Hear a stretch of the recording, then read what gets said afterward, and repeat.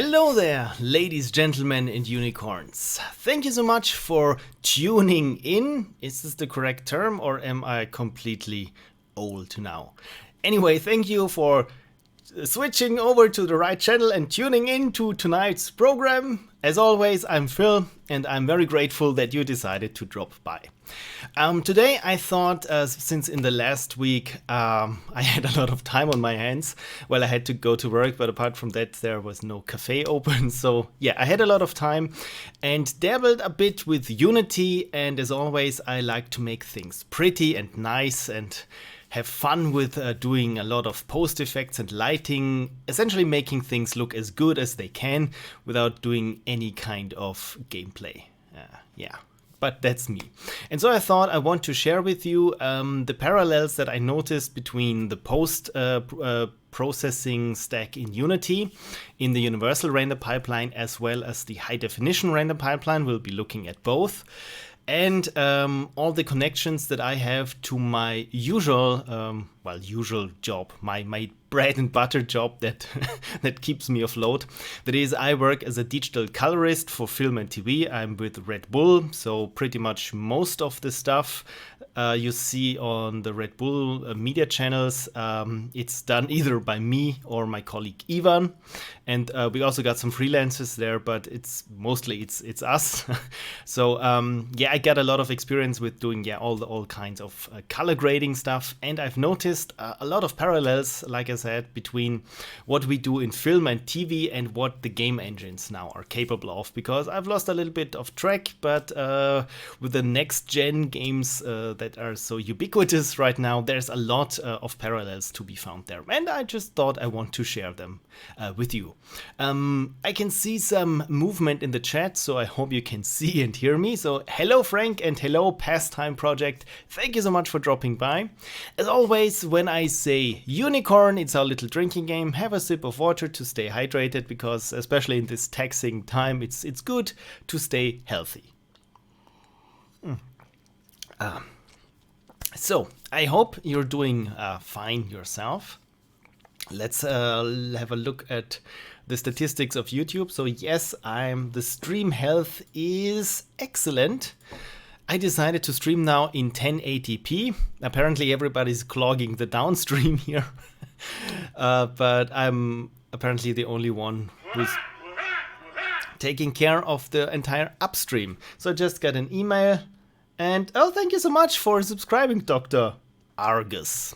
That was fast. Frank writes, by the way, YouTube didn't notify me as usual a half hour in advance today. I'm sorry why this didn't happen, but thank you so much for dropping by anyway.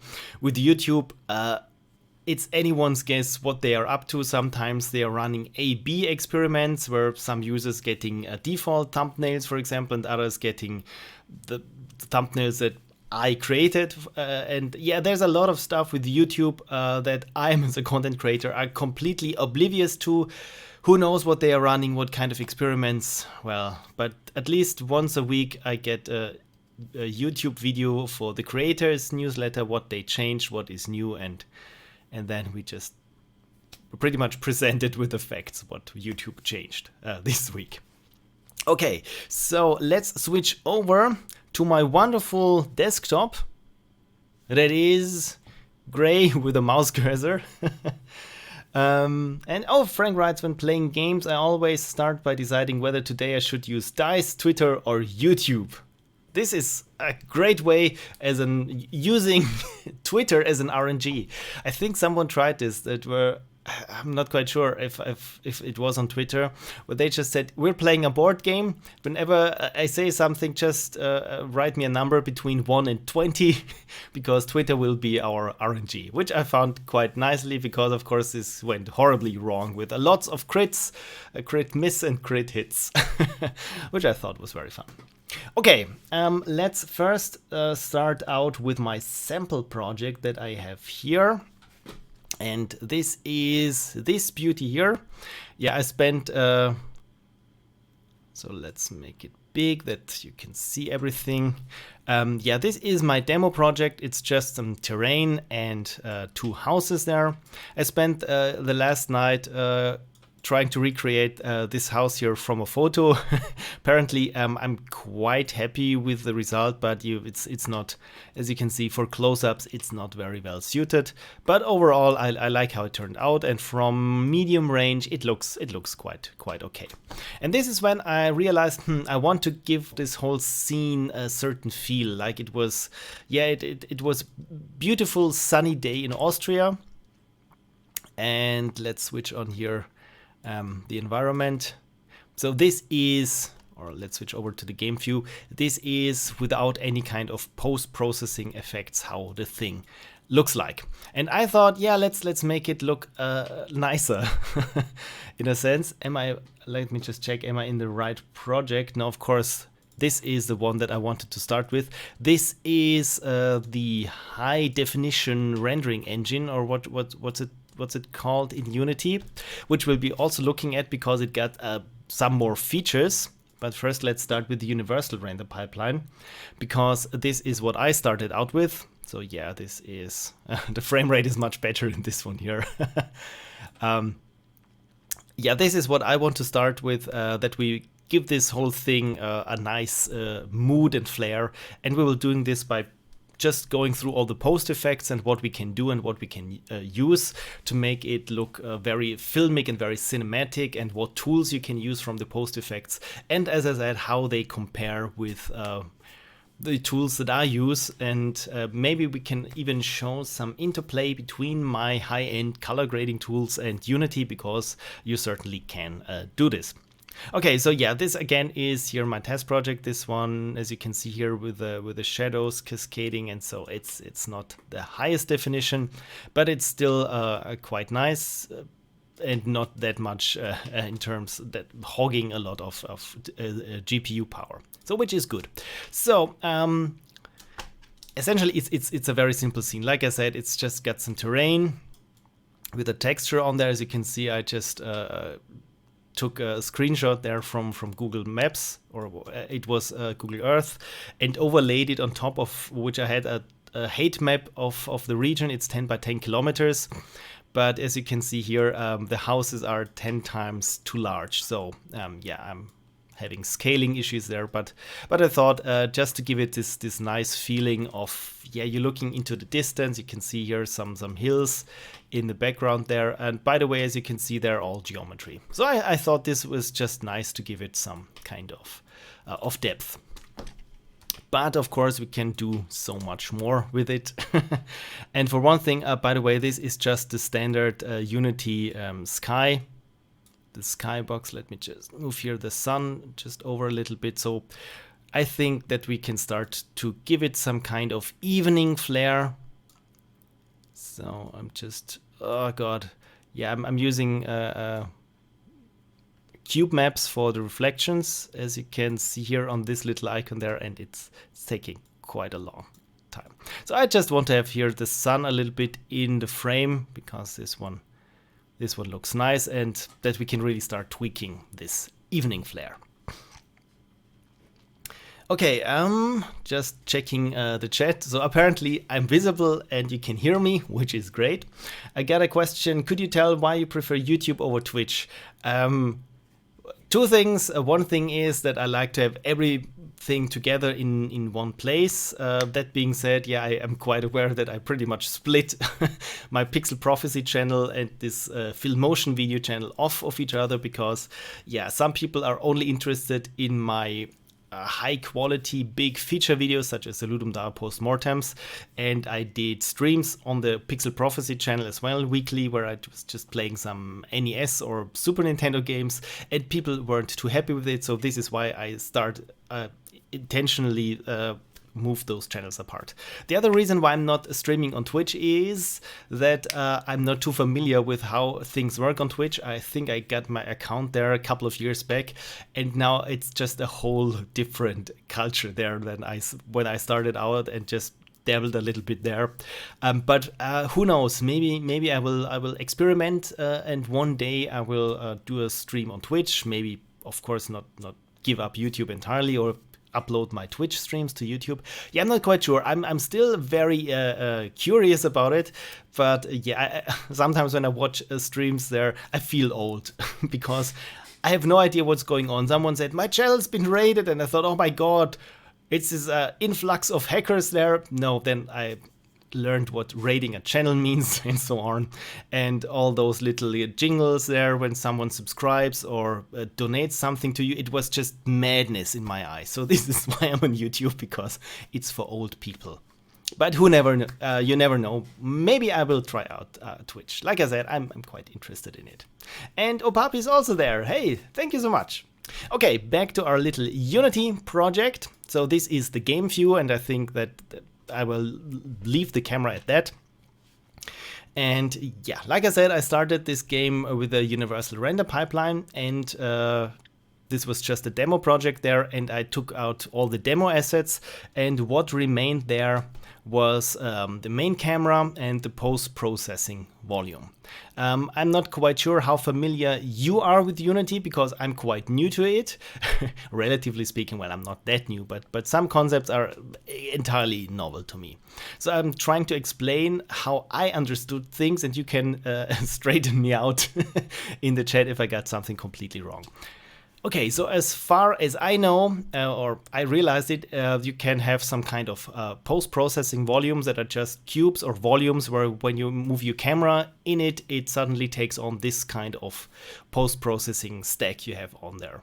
And if you move to a different one, of course, you can just change what's in those volumes, and to have neat transitions. For example, when you're having a progression, your player comes from the inside where it's very dusty and smoke filled, for example, to the outside where it's just a beautiful vista and you want this nice day feeling. So you can have different post processing volumes for each of those.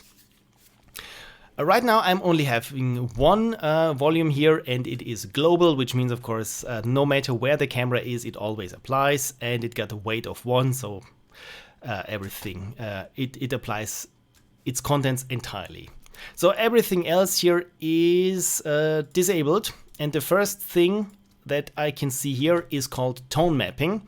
And what the hell does tone mapping stand for? Let's switch it on and see what happens. This is the ACES mode. There is, of course, none, neutral, and ACES. So what the hell is tone mapping? And here we are already in digital image processing that I do as, like I said, my daily bread and butter. So internally, with high dynamic range rendering, pretty much in next-gen now's engines, especially 3D engines, internally they process everything at a higher bit depth than that your monitor is able to display. Usually I think sometimes it's 10 bits or 12 bits, depends on the engine. Sometimes it's different bits per channel. Some engines do 32 bits per channel.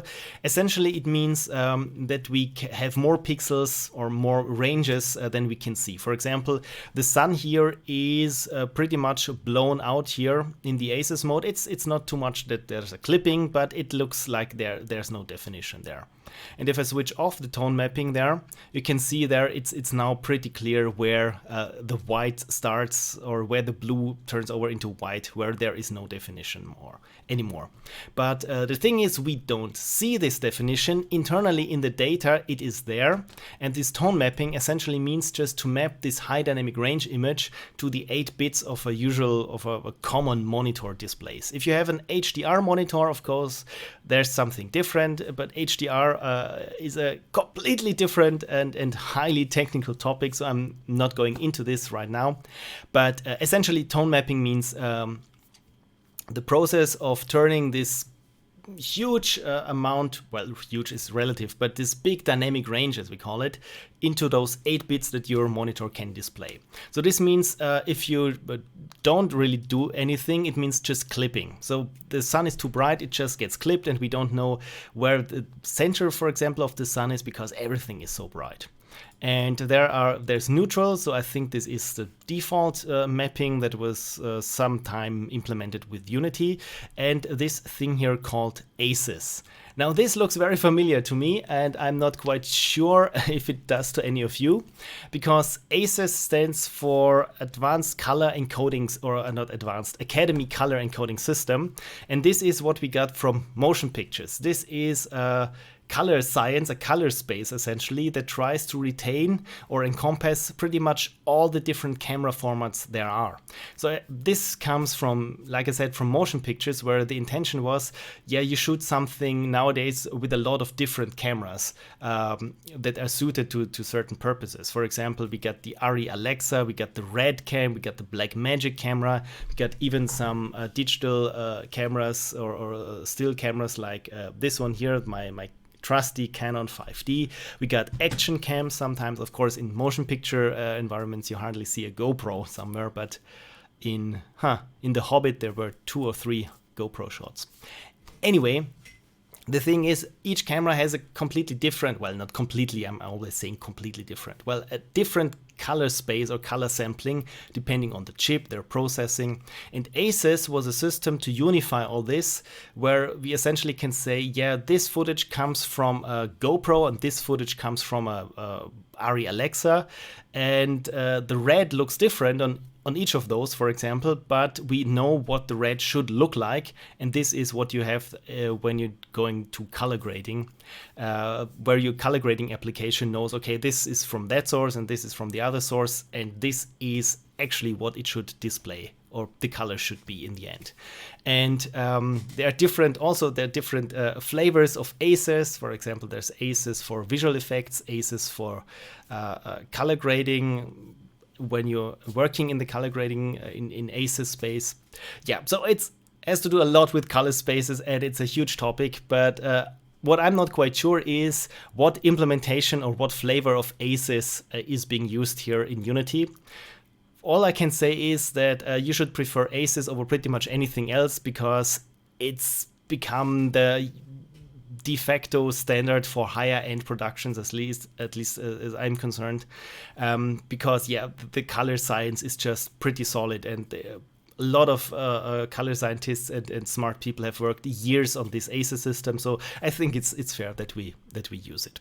So tone mapping, in short, is just turning this raw data that we have that gets from the renderer in the image buffer, how it's going to be being displayed there in the end. Which means, like I said, transforming some colors, some gets brighter, others get darker, and overall just to make the picture look nicer.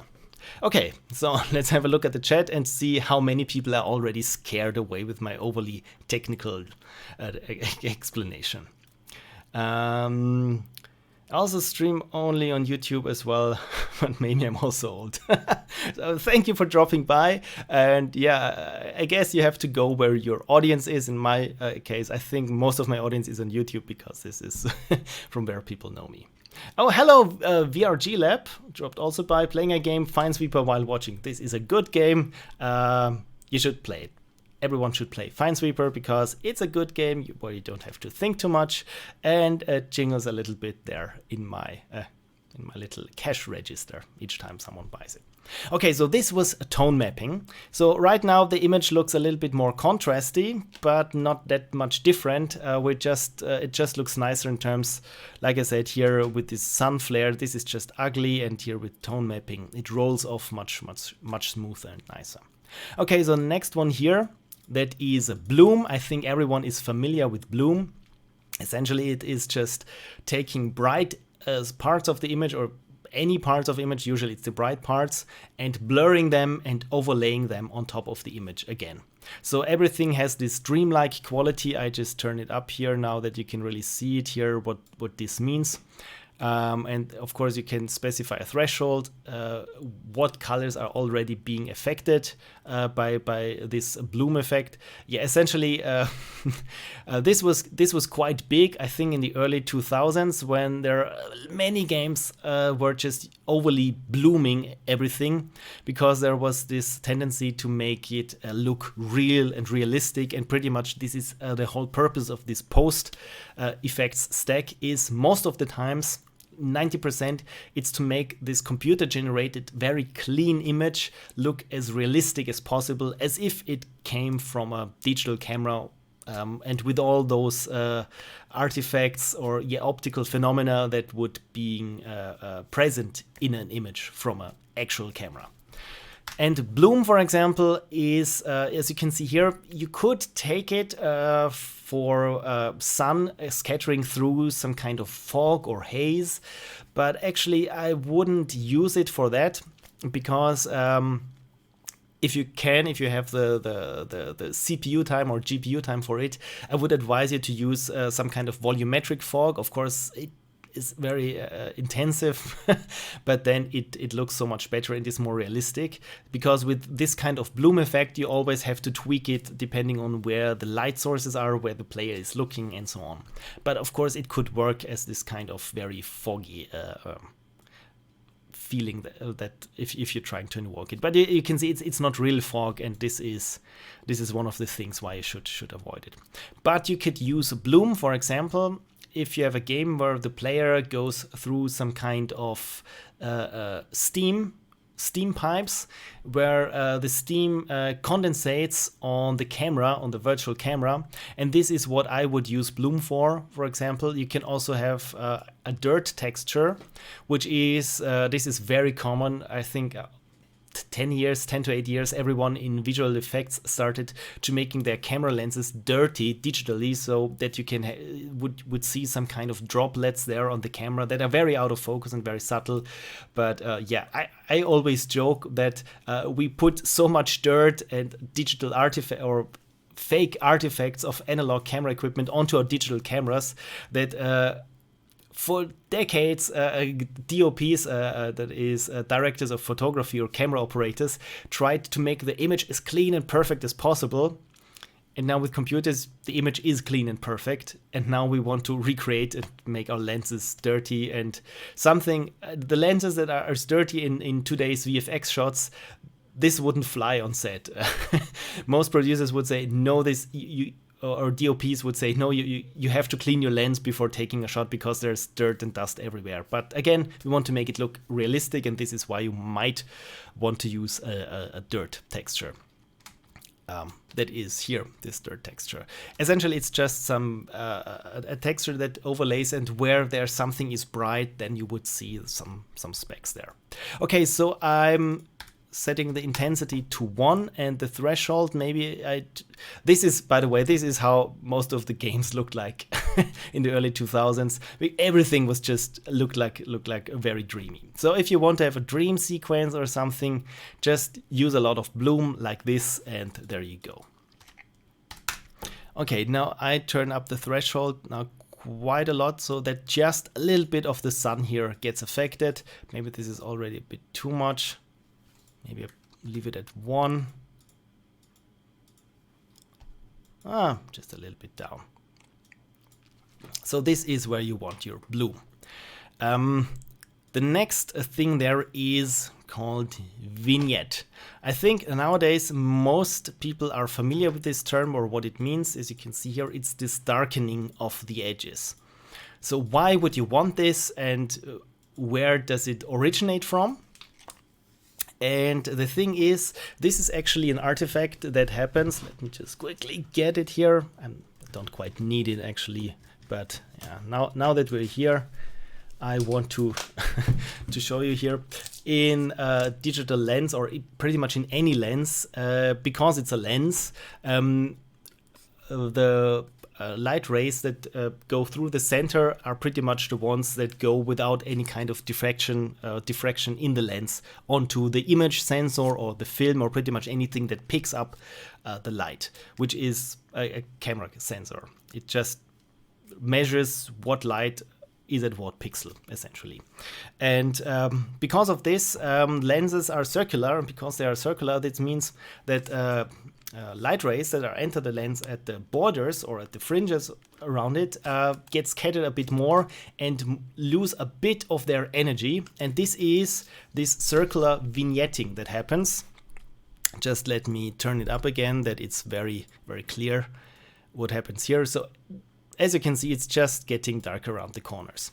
Most of the time, this is with the lenses nowadays, it's not very noticeable.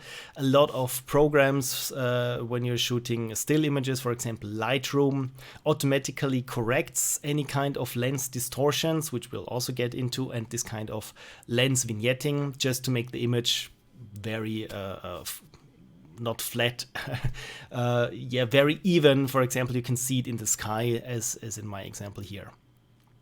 There's also a possibility to have some kind of anti-vignette, where you have the vignette color, make it, for example, white or something.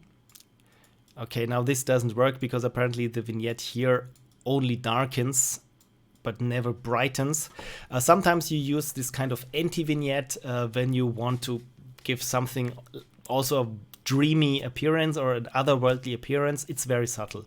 But nowadays, or oftentimes, a vignette is more a creative decision, because let's make it a bit stronger. If you look at this image now, it's pretty clear that the important part there is in the center of the image. So a vignette is, I use it in my color grading sometimes to make the audience look at something where things are important. Because in this image here, we can say, yeah, there's a lot of blue sky here, especially there in this upper portion here.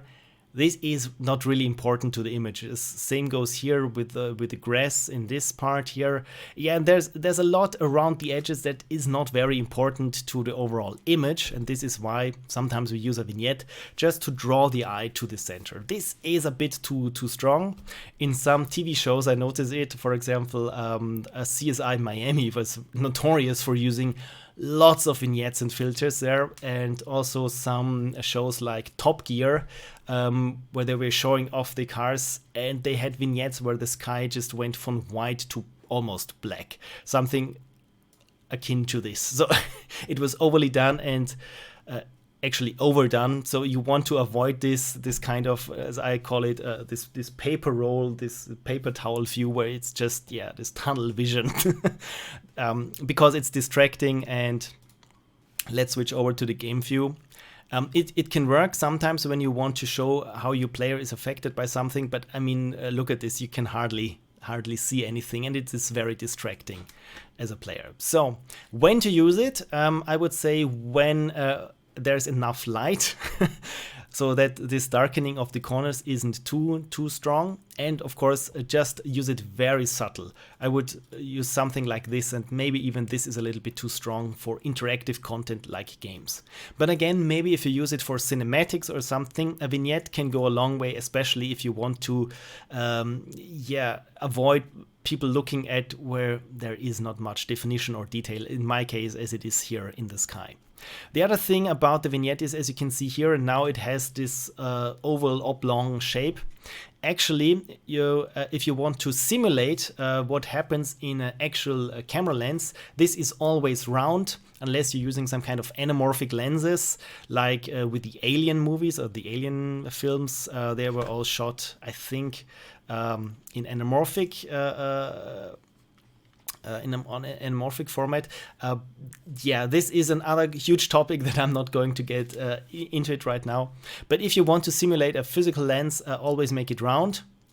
And I would use it, I would make it something like so, if I wanted really to say, yeah, this was shot with a physical, actual camera lens.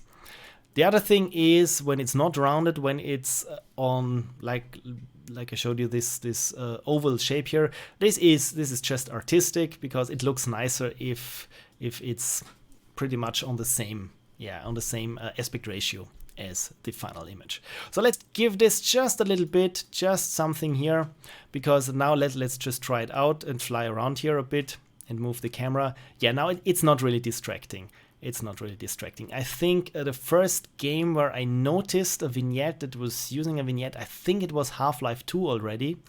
And the game that I was surprised that used a vignette was actually is Minecraft. It's very subtle. You hardly notice it that it's there, but once you see it, you can't unsee it. Okay, I say unicorn, but I still got some coffee, so I'm just finishing my coffee before I'm continuing with my water. And I have a look at the chat and see how many people are scared away already.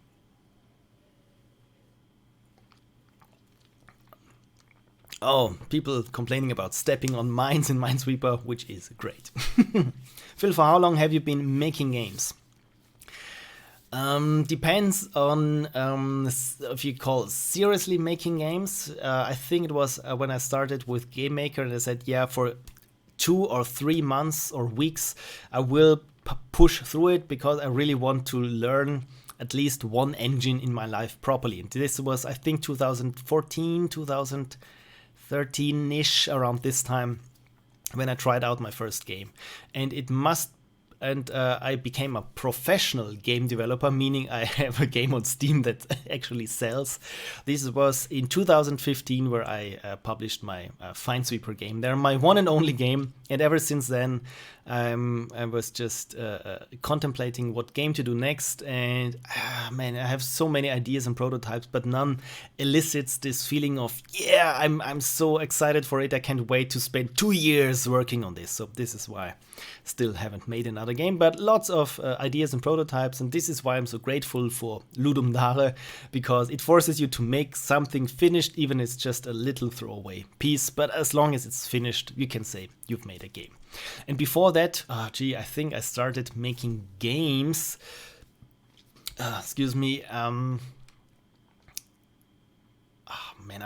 when I was 6 or 7 years old, I dreamed up of how my own games would look like, but I knew back then I would never be able to make games. And then my neighbor introduced me to BASIC on the Commodore 64, and this was a glimpse into how programming worked and so on. And yeah, I made a lot of little attempts at something, some even more involved than others. I already started collecting footage of my very first prototypes and games in the past, I don't know, decades of me trying to make games, just to have a sort of timeline just for myself, even to see what I started with. So yeah, I've been making games quite a long time, but it's not very intense or very focused. So, but I think this, since doing Ludum Dare and constantly, at least a couple of times a year, being forced to make a game, this has really helped me, and I learned a lot more about programming and overall systems architecture and game design than I did in all the years before. So to answer your question, quite a while now. Okay, back to our little post-processing stack. So the next one that is this is a great one. That is Chromatic Aberration. Let's switch it on and see what happens. Not much. Actually, I made an entire video explaining what Chromatic Aberration is. Just let me... Pixel Prophecy YouTube. Yeah, I'm Googling my own channel now. Here we go. Because it's quite an interesting topic about what it actually is and how to recreate it. I started it as a series. Here we go. Chromatic Aberration 1 and 2. Yeah, it's not very interesting as a video series, because this was just my first throwaway video, where I just explain what it is and when to use it or why it's important. But I've meant to do it again properly for quite a while now, and I didn't have the time or really to get to it. But here's the short version of Chromatic Aberration. As you recall, I said the light rays that enter the lens get scattered more the more they are on the edges. And this, in one effect, is that they lose a little bit of their energy, meaning they get darker. And the other thing is, because of how lenses are constructed, light rays that aren't coming through from the center, or the further from the center away they enter the lens, the more they also get bent in a sense, or get split up. as most of us have learned that white sunlight comprises the entire color spectrum from ultraviolet to infrared and all the visible colors in between. When those light rays get diffracted inside the lens, they tend to split up from this white light, and on one side they tend to go towards red, and on the other side towards blue. So let's turn up here chromatic aberration to make this pretty obvious, I hope. By the way, this chromatic aberration implementation here in this shader here in the universal render pipeline is not the best. Just let me show you here. It splits up, for example, all those fringes into the different color channels, which is a good enough approximation. If we look at this here, now this looks to be correct. The further away we get from the center of the image, the more you can see this kind of fringing going on there. Again, this is something when you're filming that you don't want.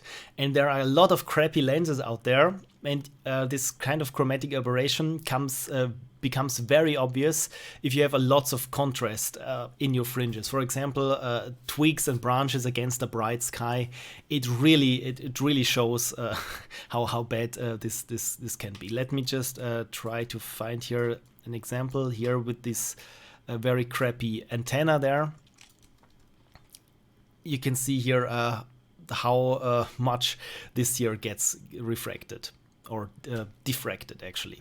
So why is this algorithm not the best? You can see here it's usually you can't see the individual color channels being split up more. It's more like everything gets blurry, and it's yellow on one side and blue and red on the other side. So here you can see all those discrete steps there, because it's just splitting up the color channel into threes. This works if it's not too strongly. As we can see here, this is way too much, but if it's just a little bit, this works. But this is already a bit too strong, and also it can make some people feel nauseous. It feels like there's something wrong with your eyes, because some people who suffer from certain impediments with their vision, they see pretty much everything like this, and this can be very distracting, especially if your game keeps doing this for the sake of realism. So when to use it? Well, if you want to use it and want to recreate crappy lenses, use it sparingly. And I've noticed that many games use it to convey certain kind of status effects to the player. For example, if you get hit or take damage or something else affects you, the image just starts to get chromatically aberrated just a little bit like this, so that it wobbles a little bit. It's just a neat visual trick to convey something other than just turning the whole thing red or blurry. But like I said, you only want to use it if you want to simulate bad lenses. But again, since post effects are always there to mask that we're having this wonderfully perfect computer image, it can add a little bit of realism, just if it's just a little bit here, that it looks not as sharp and not as perfect as it actually is. So I turn it off for now, because for this we don't really need it. So now it gets interesting here with color curves. And this is more powerful than you would think. For one thing, the curve here, as you can see here, it works pretty much like the curves in Photoshop or in pretty much any color image editing software has implemented curves. But there are different kinds of curves. For example, or if you haven't seen any of those curves, it's pretty much a mapping from black to white or from dark to bright. So here in the bottom left, usually it's the bottom left, is everything that's black. And here on the bottom, on the upper right, is everything is bright. So essentially the curve just is a representation of mapping from the input to the output. So here, for example, this linear curve means it's mapped exactly accordingly. And this one means here everything that's dark here on the input gets brighter in the output, and vice versa. And because you can insert certain points there on the curve, can say things that are bright. I really want them to be bright, but never that they are clip and get here out of the range of what's possible. And if we do something like this and make this little S curve here, this is what has been usually called the film response in contrast to the video response, because nowadays it's not so much of an issue since we got this digital motion picture cameras that have a lot of dynamic range, which means values they can store between black and white, or the brightest and the darkest pixel. Because with video, like we had before with this tone mapping here, this would clip. And to avoid something to clip or make it a little bit softer is to make the lights a little bit brighter, but never let it clip. And also here for the shadows, so something like this would be the filmic response curve to video. Nowadays, we use it pretty much there either for transforming images, more or less for artistic intent. So you can do this, of course, here for the master, which means, of course, all the RGB pixels. By the way, if you turn it around, everything becomes negative, as we can see here with this nice solarization effect, as it's called, because something that's should be brighter now gets darker than in the original, so it means that this turns a negative. So you can make some neat little effects here. Again, something here for a dream sequence, for example. But of course, actually, this kind of thing here is more or less an artifact and something that should be avoided. But as with everything that's artistic, usually stuff that should be avoided, sometimes if you know what you're doing, you can use it to your artistic effect. For example, I've never seen a game where the sky looks like this, for example. But the cool thing about this curve is when I click here on master, we have also curves for the individual color channels, which you can also use for creative intent or effect. And what I as a colorist enjoy the most are the curves hue versus hue, hue versus saturation, set versus set, and luminance versus saturation. This is in my job where I spent the majority of time in, and let me show just quickly what it does. So let's go to hue versus hue. Again, like with the other curves, it is just an input to output mapping. So for example, we have here a lot of blue. So let's add here some keys. Oh, of course, I need to override it, of course. Add a key, add key, add key. And now if I change here, you can see everything that is blue gets mapped to green or to pink, to purple, but the grass, notice the grass, it pretty much stays the same. It's like changing the hues.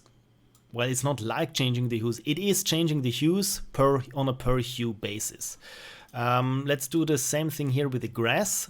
So let's just change the grass color. Let's make it a little bit blue. And let's make the sky something like this.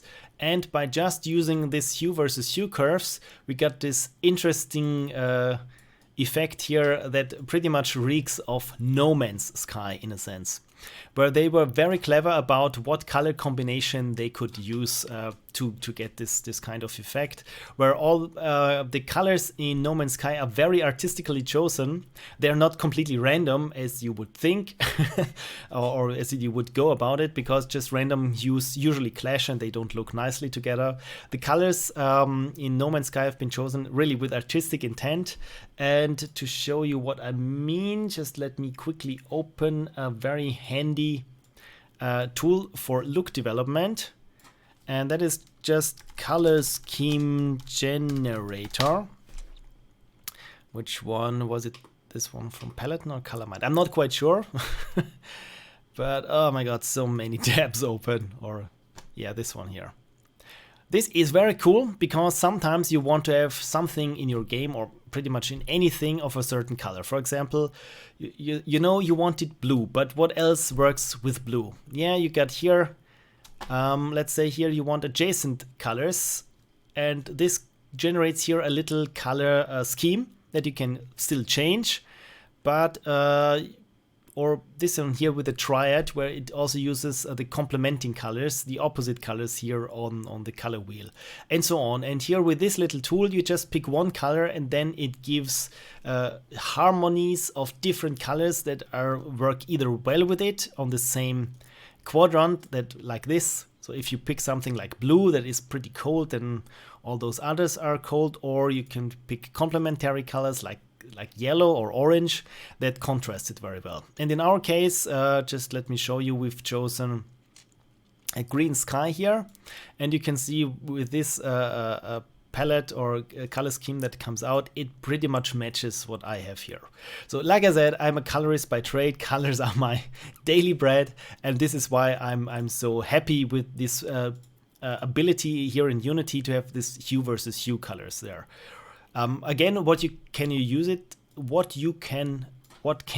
for? Sorry, my word order is all wrong. Sometimes as you've seen here, for artistic effect, but sometimes you can also use it very, very subtly, just to have the grass, for example, always be a certain green there. I use it in my line of work mostly for skin tones, because depending on the light sources that someone gets filmed under, for example, I get here this wonderful blue light, but if you have some kind of fluorescent lights, you probably noticed it when you take a photo with your phone, everything looks green and the people look kind of dead. Or if you have someone sitting close to a fire, their skin is just entirely red. Also depends on the white balance, but overall this is what I do, is just trying to use those hue versus hue curves to make someone look human, in short. Then, of course, we got not only hue versus hue, but also hue versus saturation. This is also very interesting or very helpful. It is actually what you want or what you think it is. You can change the saturation on a per hue basis. For example, let's make the sky even bluer like this, or let's make the sky this steel gray here and just suck out all the blue that there is, but keep all the other hues intact, or even bump the green a little. Again, just instantly you have a very certain, very melancholic flair to this with just using hue versus saturation curves. And finally, we get, of course, saturation versus saturation. This is sometimes helpful when you have something that is pretty much toned down, and then you have a bright red object. You know what? Let's try this. Let's create just a very quick cube and give it a new material. Let's create something material. Oh my god, it's so small. There we go, material, and let's call it just rest. Let's call it red, and let's make it here the base map red, and also have it emit red, something like this. So why can't I use this material on this? Oh, of course, yeah. This should work. And now it's orange. Why is it orange? I think I still have here in my color curves some kind of override in here, which is hue versus hue, where this is not entirely reset here. But you can see here, just using the hue versus hue can pretty much set the tone here. So we got something here that is very red, and I want to, let's add some override.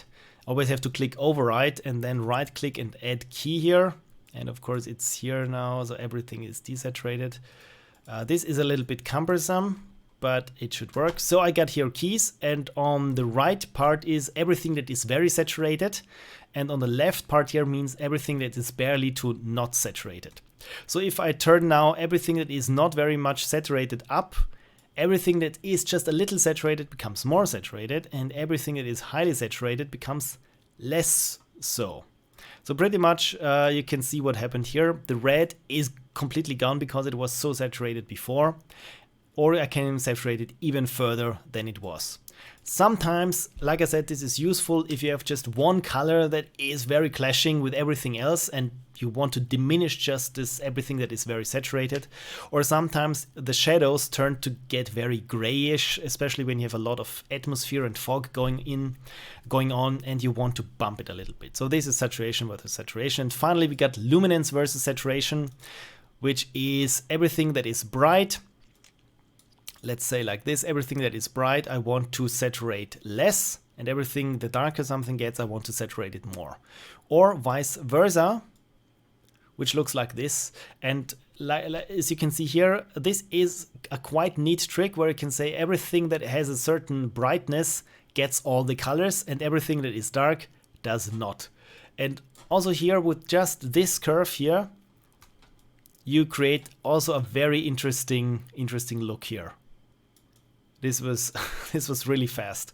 And the good thing is, because it's in curves, there's no kind of artifacts going on there where something is clipping as you would have it with keying and stuff like this. So this is also, the color curves, again, they are very versatile for what they seem to be like.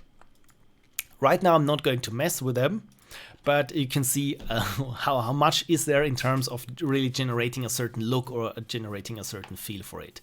So when to use them? Whenever you need them. As we've seen with the post-processing volumes, I think if you have a game that is very room-based in a sense, you can give a room, by just trying and experimenting with them, you can give a room a certain feeling just by playing with those curves. So sometimes when people say at work to me, when I ask them, yeah, what kind of look do you want for this clip? They say, yeah, just go wild. Then I use something like color curves and go completely wild. And then they say, tone it back a little, and so on. So just as a little, let's call it practice. Well, let's get rid of this big red thing here. We can try to give this scene here the Michael Bay treatment, that is orange and teal. This is what we colorists always joke about, because what is orange and teal? Let me just quickly Google orange and teal look. And this is what is ubiquitous in movies. And sometimes I use even this look just to make fun of it, because you can see here, this is completely over the top. But it is essentially just limiting the colors to orange and teal, hence the name, because they look very pleasing, because they are, as we've seen here, on the opposite sides of, oh my god, now hold shift to move them individually. Now all the commercials need to update. So if we have here on the color wheel, we got here teal. What is on the opposite side? Well, it's orange. And one thing that we've learned is that colors that are on the opposite sides of this color wheel are always pleasing or feel harmonic.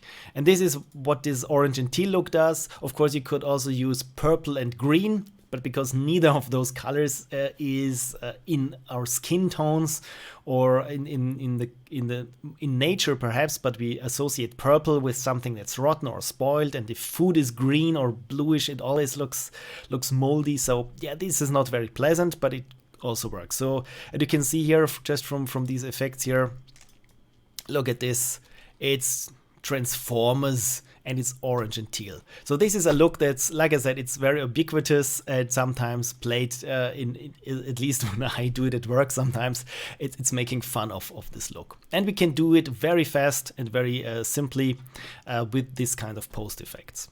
So yeah, we'll hold off until we got through all the overrides to show you how to do this quickly.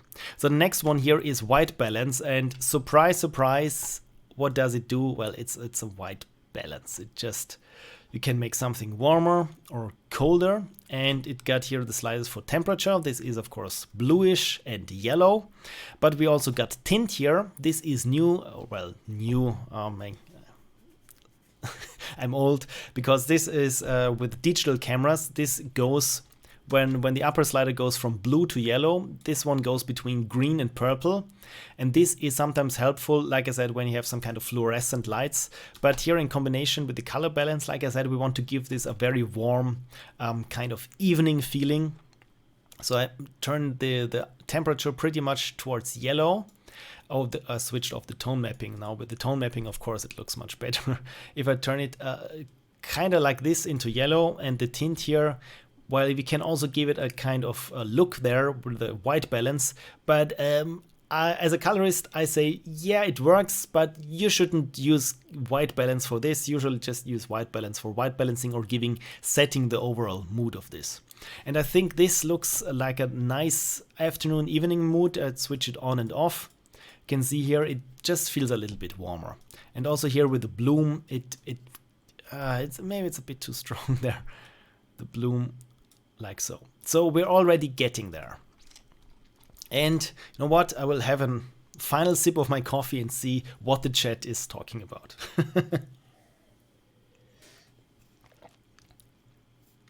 My current planet is full of toxic fog. The yellow destroys the color schemes anyways. Oh, toxic fog. You know what? For this you can also use white balance, like make it this sickly green and yellow.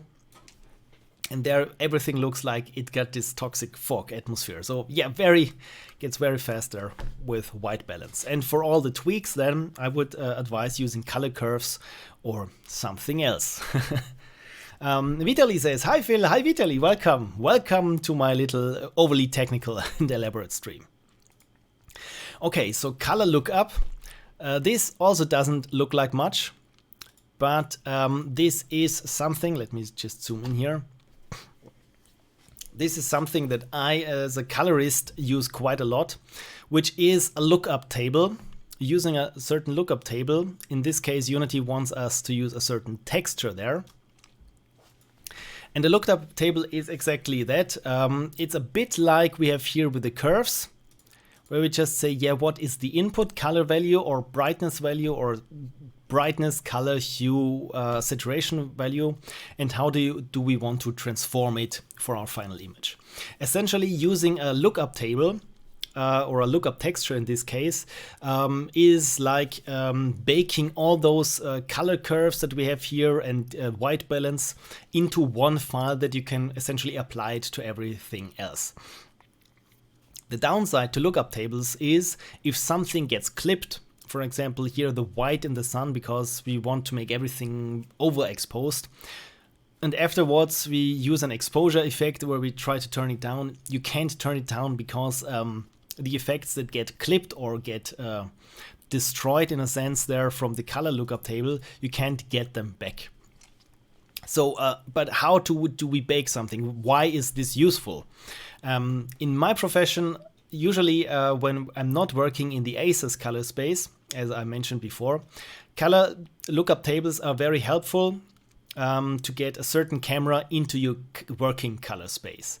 Each camera, as I said before, has their own characteristics, and there are lookup tables. That's called technical color grading in a sense. We just want to make everything get it coherent. And this is just a way of transforming, yeah, if you're using this camera and the red looks like this, or this has this pixel value, actually transform it to the other value. Okay, so how is this useful to you? You can just take a screenshot here of your scene and then do the color grading in Photoshop and use a color lookup table to transfer over what you did in Photoshop onto your live game scene in Unity. Sorry, I'm having something stuck in my throat. You know what, unicorn, let's have a sip of water.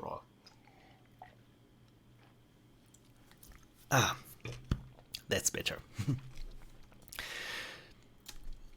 Okay, so for the color lookup, there's something important here. Color grading mode in Universal Render Pipeline is set to LDR.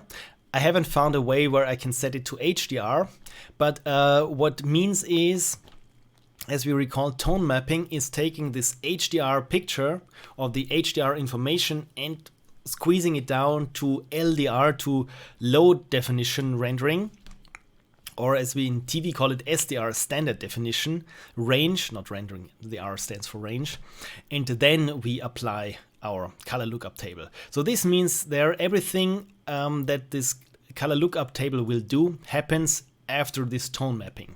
So I switch on the tone mapping, and you know what, I just take a screenshot here and say copy to clipboard, And we do something here very quick and dirty in Photoshop just to show you how to get things done here.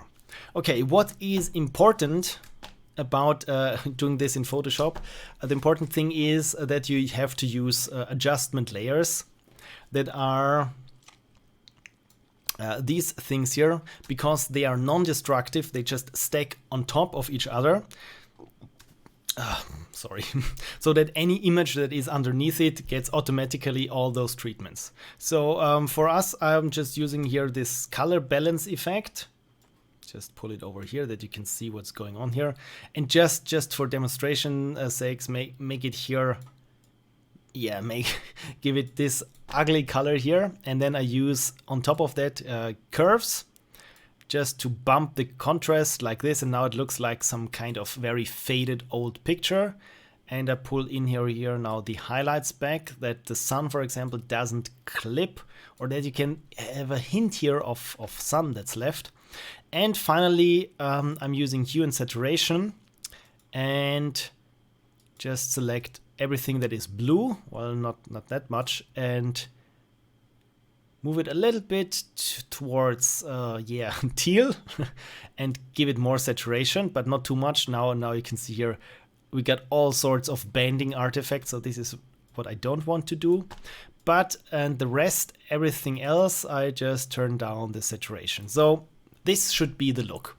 And since everything here is now stacked on top of each other as an adjustment layer, which I can turn on and off, it means pretty much anything that I have underneath here gets this treatment.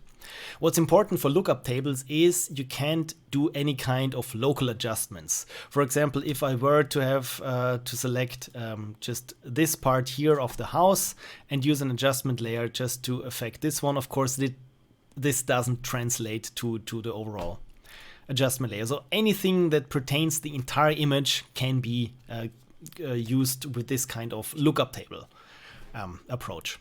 Okay, so we got everything we need here. How do we tell Unity this is what we want?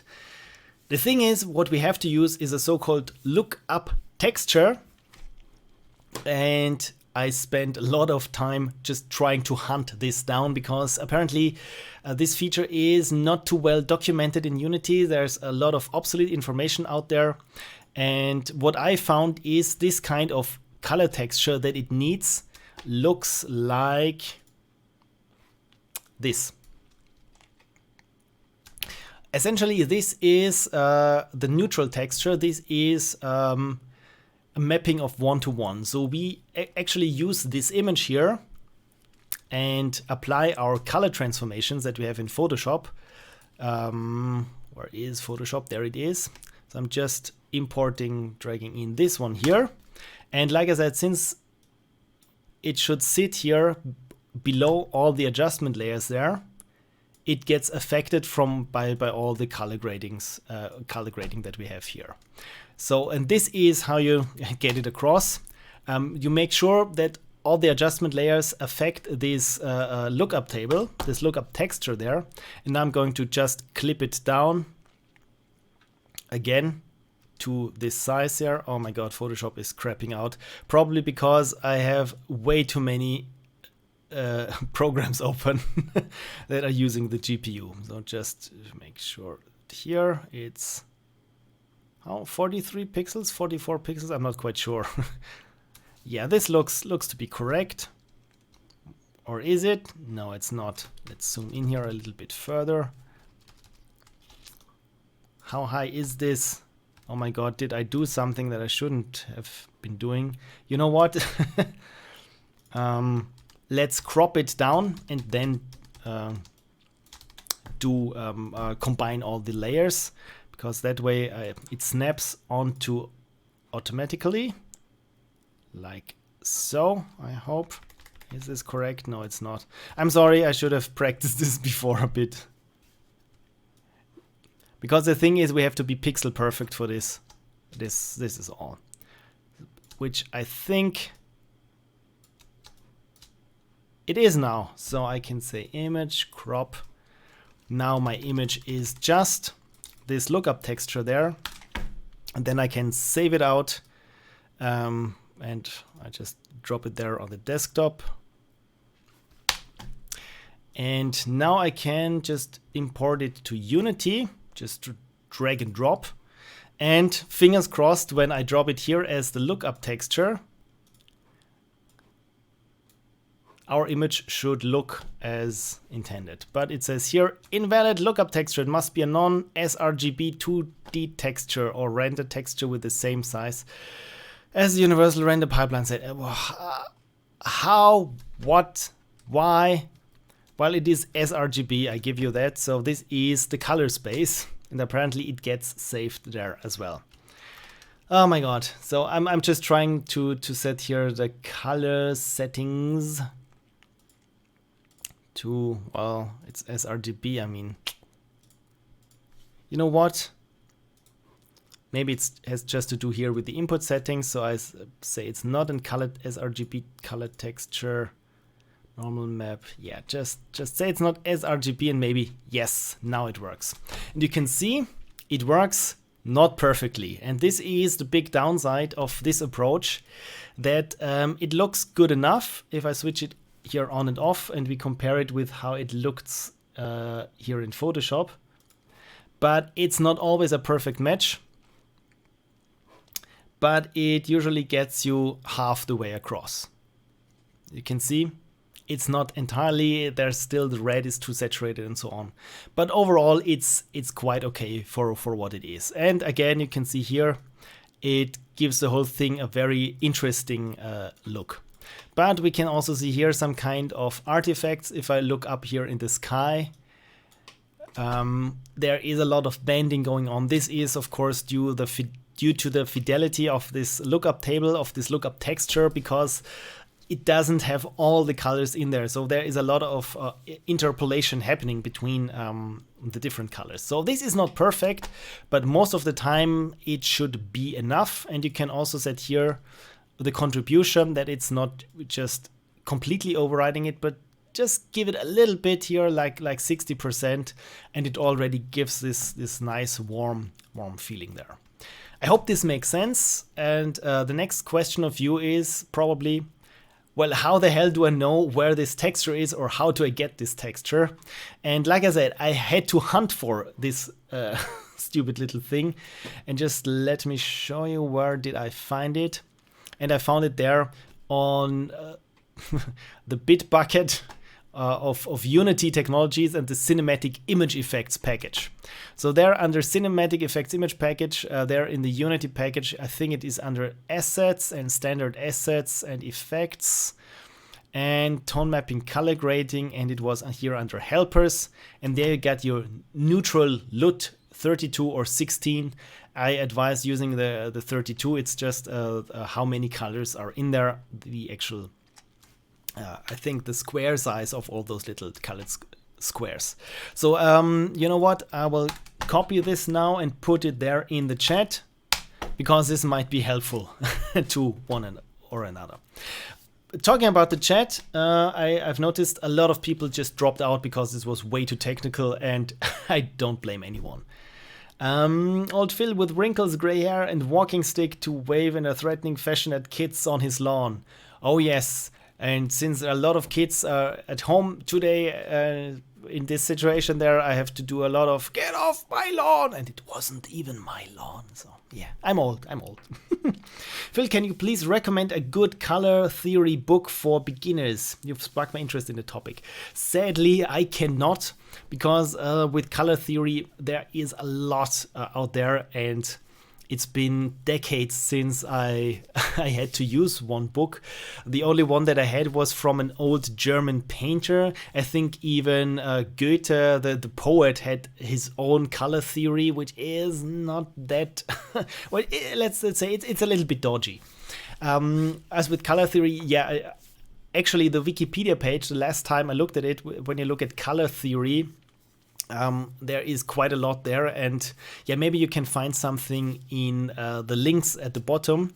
But as always, you get a good feeling for it, what looks nice, if you look at a lot of art from certain people, or yeah, pretty much any artist knows their color science and yeah, color theory in a sense. So usually you can't go wrong. usual go-to artist is Simon Stollenhag. That's the A with a little donut there. But you don't have to type it for his website. And this always for myself is very inspiring when I want to just get a certain depressing dark mood.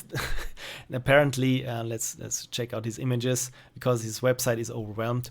You can see here everything is blue here. Pretty much the dominant color is blue, and there's orange and red and a little bit of yellow. Contrasting colors there. Also here, those things are yellow, and this is a nice blue. Contrasting colors. Same here. By the way, his Tales from the Loop is just becoming a new Amazon series, and I'm very much looking forward to it. But yeah, his paintings are always a good inspiration for myself when I'm looking to evoke a certain mood. I think this one here is one of my favorite pictures of him because of, again, it's orange and green. Where have we seen this? And the other thing is, look at Disney movies, even the old animated ones. Just look at Bambi. Why is Bambi brown, yellow, and always in front of green, bluish shrubs? Color contrast. So it's pretty much in all visual media there is. And just see what works. Usually my approach is the less colors you have in an image, the less you have to worry about. If you this is with color grading sometimes a problem, because when you do it for commercial clients and they have their logo colors, which are like 6 different colors that don't look good, and they also want to keep all those 6 colors in their entire, let's say, commercial, it can become really hard that they don't clash or that they don't look weird. But if you have something like 2 colors, if it's just opposing colors there on the color wheel, you hardly can go wrong. Let's say you have a red, and just look at this triad of 3 colors. You got red, while green is the obvious one, blue, and there you go. So it's that simple, but it's never that simple. But I think as a starting point, this is wrong application. This is a good point as any to start. So yeah, sorry, I can't recommend any certain books. This is why CGA works best. Exactly, CGA works best because no one ever thought that this would be a nice color scheme. And apparently cyan and fuchsia complement itself perfectly. Okay, so this was the color lookup. So this is for my evening appearance, evening feeling already quite well when we watch it here in game, but this banding there is a little bit too much for me. So I just use here bloom, vignette again, and the white balance, and see if we can arrive there at another way. So I'm saying add override here because there are some more different post-processing effects that we can use. Some are more interesting than other because motion blur, you know pretty much what motion blur does. Film grain, I'm not too much of a fan of film grain in games for various reasons. But let's have something here at color adjustments. What is this? Well, it's pretty much like this color effect that we had in Photoshop, which is very broad. It applies to the entire image, and it's just this one-stop solution if you just want to give an image, work on an image in broad strokes. You can see here the post exposure, you can turn it up and down. By the way, as I said before with the color lookup table, it destroys certain colors. You know what, let's switch it on here, the color lookup table, and I say the contribution to 1. And let's see here how it works here. Oh, sorry, this was the contrast. Wrong one. You can see here what happens now with the color lookup table here in the sky. It's just horrible what's happening. I mean, this looks kind of cool, right?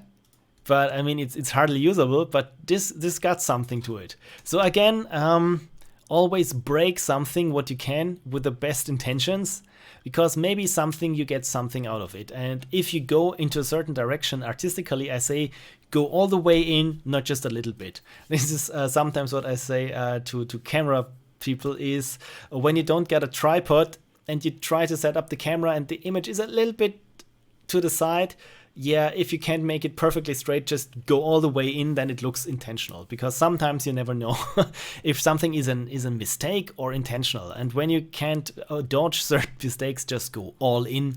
And yes, this applies to pretty much all life situations throughout. There are no exceptions. Okay, so the color adjustments, yeah, as you can see here, just exposure, contrast, just if you want something there, hue shift. Again, it just applies itself to the entire image. But what I find the most useful is that you can use a color filter there on top of everything. And sometimes this also is very helpful if you want to have a certain kind of mood, or even, yeah, just to give it a very strong visual identity. Again, I wouldn't suggest using this for the entire game, but maybe if you have some kind of persona, very stylized menu screens, just putting something onto geometry where just rotating gray cubes can already make it look a lot more interesting. And this is just a very simple click here in the color adjustments. So I'm going to remove this now, and let's have a look at something else. The channel mixer. This is also very powerful. Excuse me, and it might be a little bit cryptic to what the hell this does. Essentially, you're just mixing red, green, and blue differently. Right now, in a default image, we use 100% of the red channel in the red channel. We use 100% of the blue channel in the blue channel, and same thing goes for green. If we say, yeah, we don't want to use the red channel in the red, the entire red channel is missing, but let's use the red channel there also in the green channel. Looks a little bit strange, but what could this be useful for, possibly? I use it, believe it or not, to make images black and white, where I can control what color channel contributes to a certain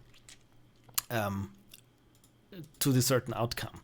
And just to show you here how this is done, I just essentially just make everything at 0, and then turn my red channel to how I want it to be in terms of the brightness, the overall brightness. For example, if I want the sky to be very dark, the sky is blue, so I turn down the blue and the green and the red up. So the sky itself becomes here very dark. Right now, of course, everything is red. So the thing now is, this is a little bit cumbersome, so this is why I'm using 100, 60 and -80 is now we have to copy it to all the other channels, that it becomes a monochrome image. But yeah, this is not the best way of doing it in Unity, because my color grading software got also this kind of effect, but there I can say I want it as monochrome already, and this is how it goes. But yeah, this is just a very quick way to make something black and white or give it a certain tint. So you can see here I started with black and white, and now just giving a little bit of color there in the channels where I'm just moving them closer to they were originally. And again, very strange, very eerie mood there. And it's not just black and white, and even I could control the brightness here of the sky. Yeah, like I said, again, this is something probably that you use for more artistic intentions, but there's a lot to be found in just playing around here with the channel mixer. So I don't want it to go unnoticed, just because it's a little bit clunky to work with. Let's try another override there. Depth of field should be self-explanatory, film grain as well, camera distortion, lift gamma gain. Now this looks extremely familiar to me, because I'm staring at these controls when I'm doing film, video and web work pretty much all day. So what do they mean? Let me just show you my color grading software, that is DaVinci Resolve. And when I'm heading over here to the color panel, what do you see here? Lift, gamma, gain, and offset. So what the hell does this do? I show it here now in my color grading software, but essentially it should be pretty self-explanatory, because lift gamma gain describes the certain parts of an image. So the lift is where the blacks sit. When I lift the lift, everything becomes white. When I pull it down, well, everything starts clipping into black. So this is just for the value. This is the lift. The gamma is what is between, of course, what's black and what is white. So I can make an image look darker or brighter, but nothing gets clipped off. The black stays where it is, the white stays where it is, and it's just, in terms of curve, is just, yeah, the gamma is just where it is in between. And the gain is where the whites are, where everything sits. So if I turn down the whites, of course, everything becomes black. And if I turn it up, you can see the image starts to become brighter and whiter, and certain colors clip and get cut off. So why would you use that?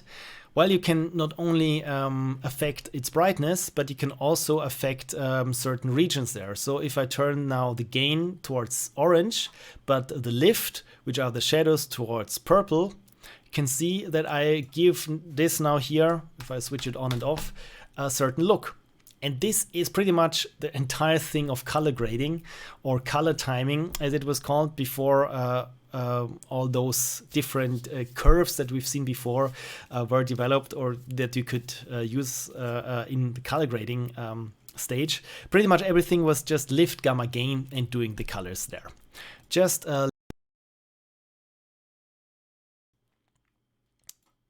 look with this. So here's just a screenshot that I took before. You know what, let's scale this up a bit, just that you can see it better. Zoom, there we go. And now I'm just using this lift, gamma, gain controls to make this image here more pleasant. So what I'm doing now is I'm diminishing the gamma. So the whites, I'm pulling up the white so that it gets brighter, but not too bright. And the blacks are fine where they are. And now I can say, yeah, all the gamma, the midtones should lean something towards yellow. The gain, the lights should, well, let's where to put them. Yeah, let's make them also a little bit yellow, but the blacks, the shadows, should go more towards blue. And this is essentially color grading in a nutshell. Of course, now this is way too exaggerated for what it is now. But then, of course, you got saturation and contrast and so on. But these are the exact same controls that you have here in Unity. The downside of those Unity controls is that they are very touchy. You can see there, if I'm just using here the lift now, it completely colors the entire image. So I think those actually happen before the tone mapping takes place. At least it feels like it. So yeah, if you want to use those, you have to be very careful not to overdo it. And those little bars here are also the values here. Look at this, what happens here in the sun. This should not happen. But yeah, if you want to change the exposure, the brightness of a scene, please don't do it with lift, gamma, gain. Again, this is only for creative intent and not if something is too dark and you want to brighten it up.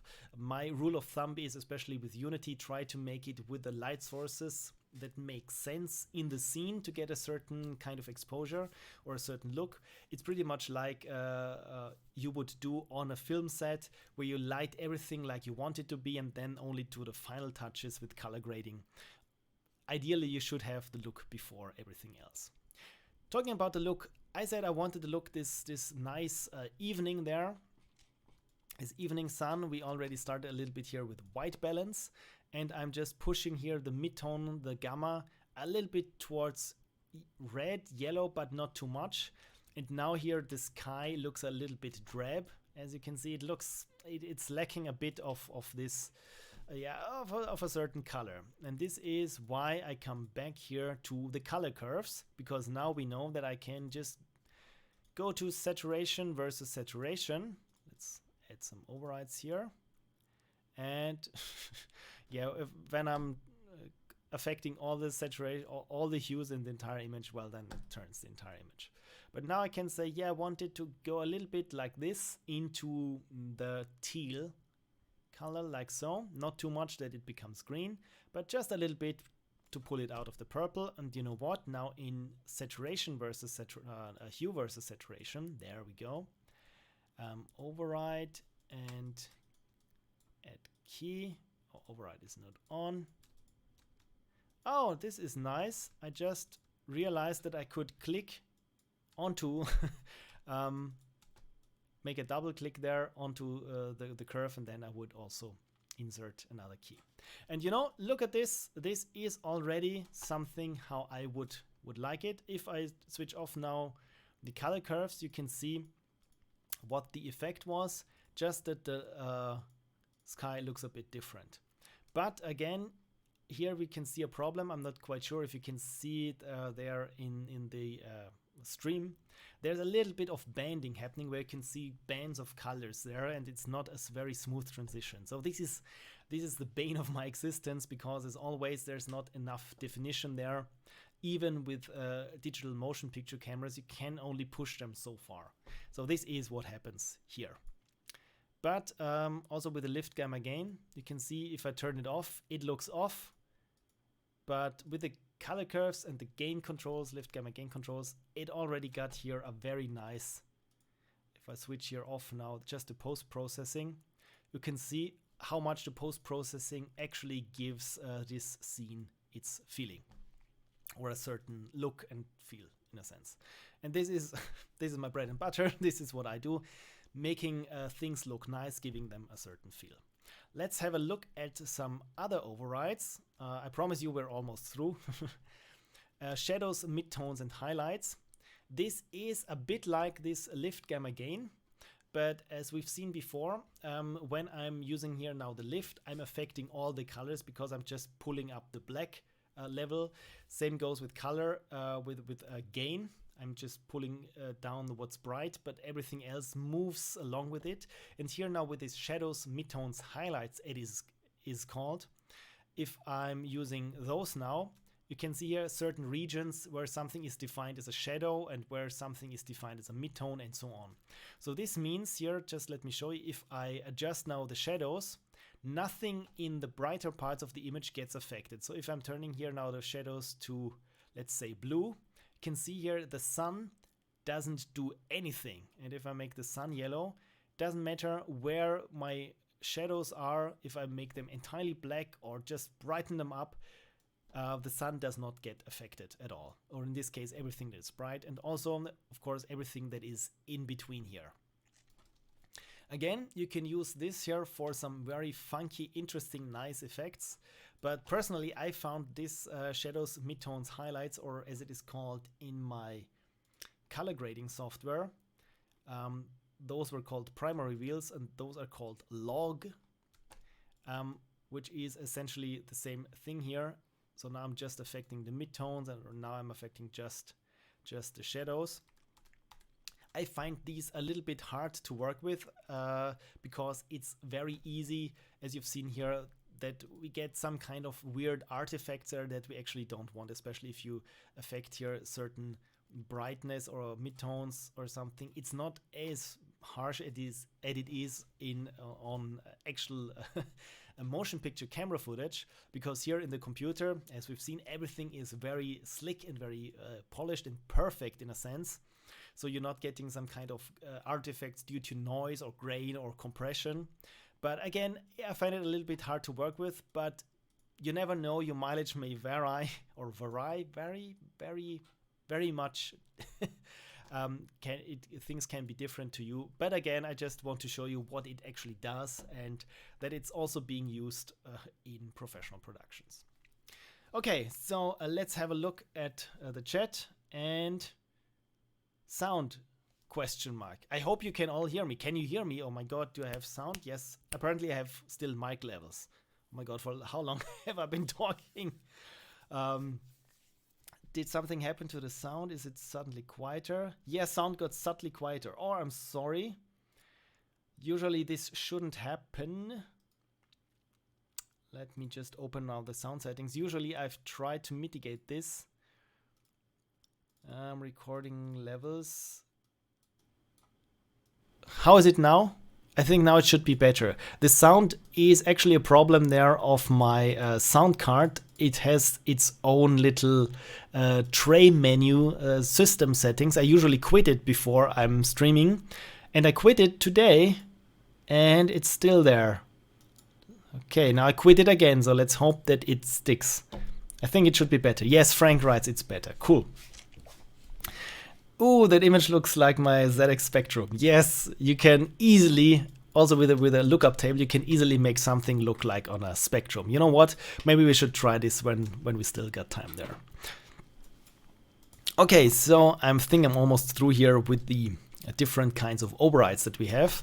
Panini projection, I will show you this at the end, and split toning.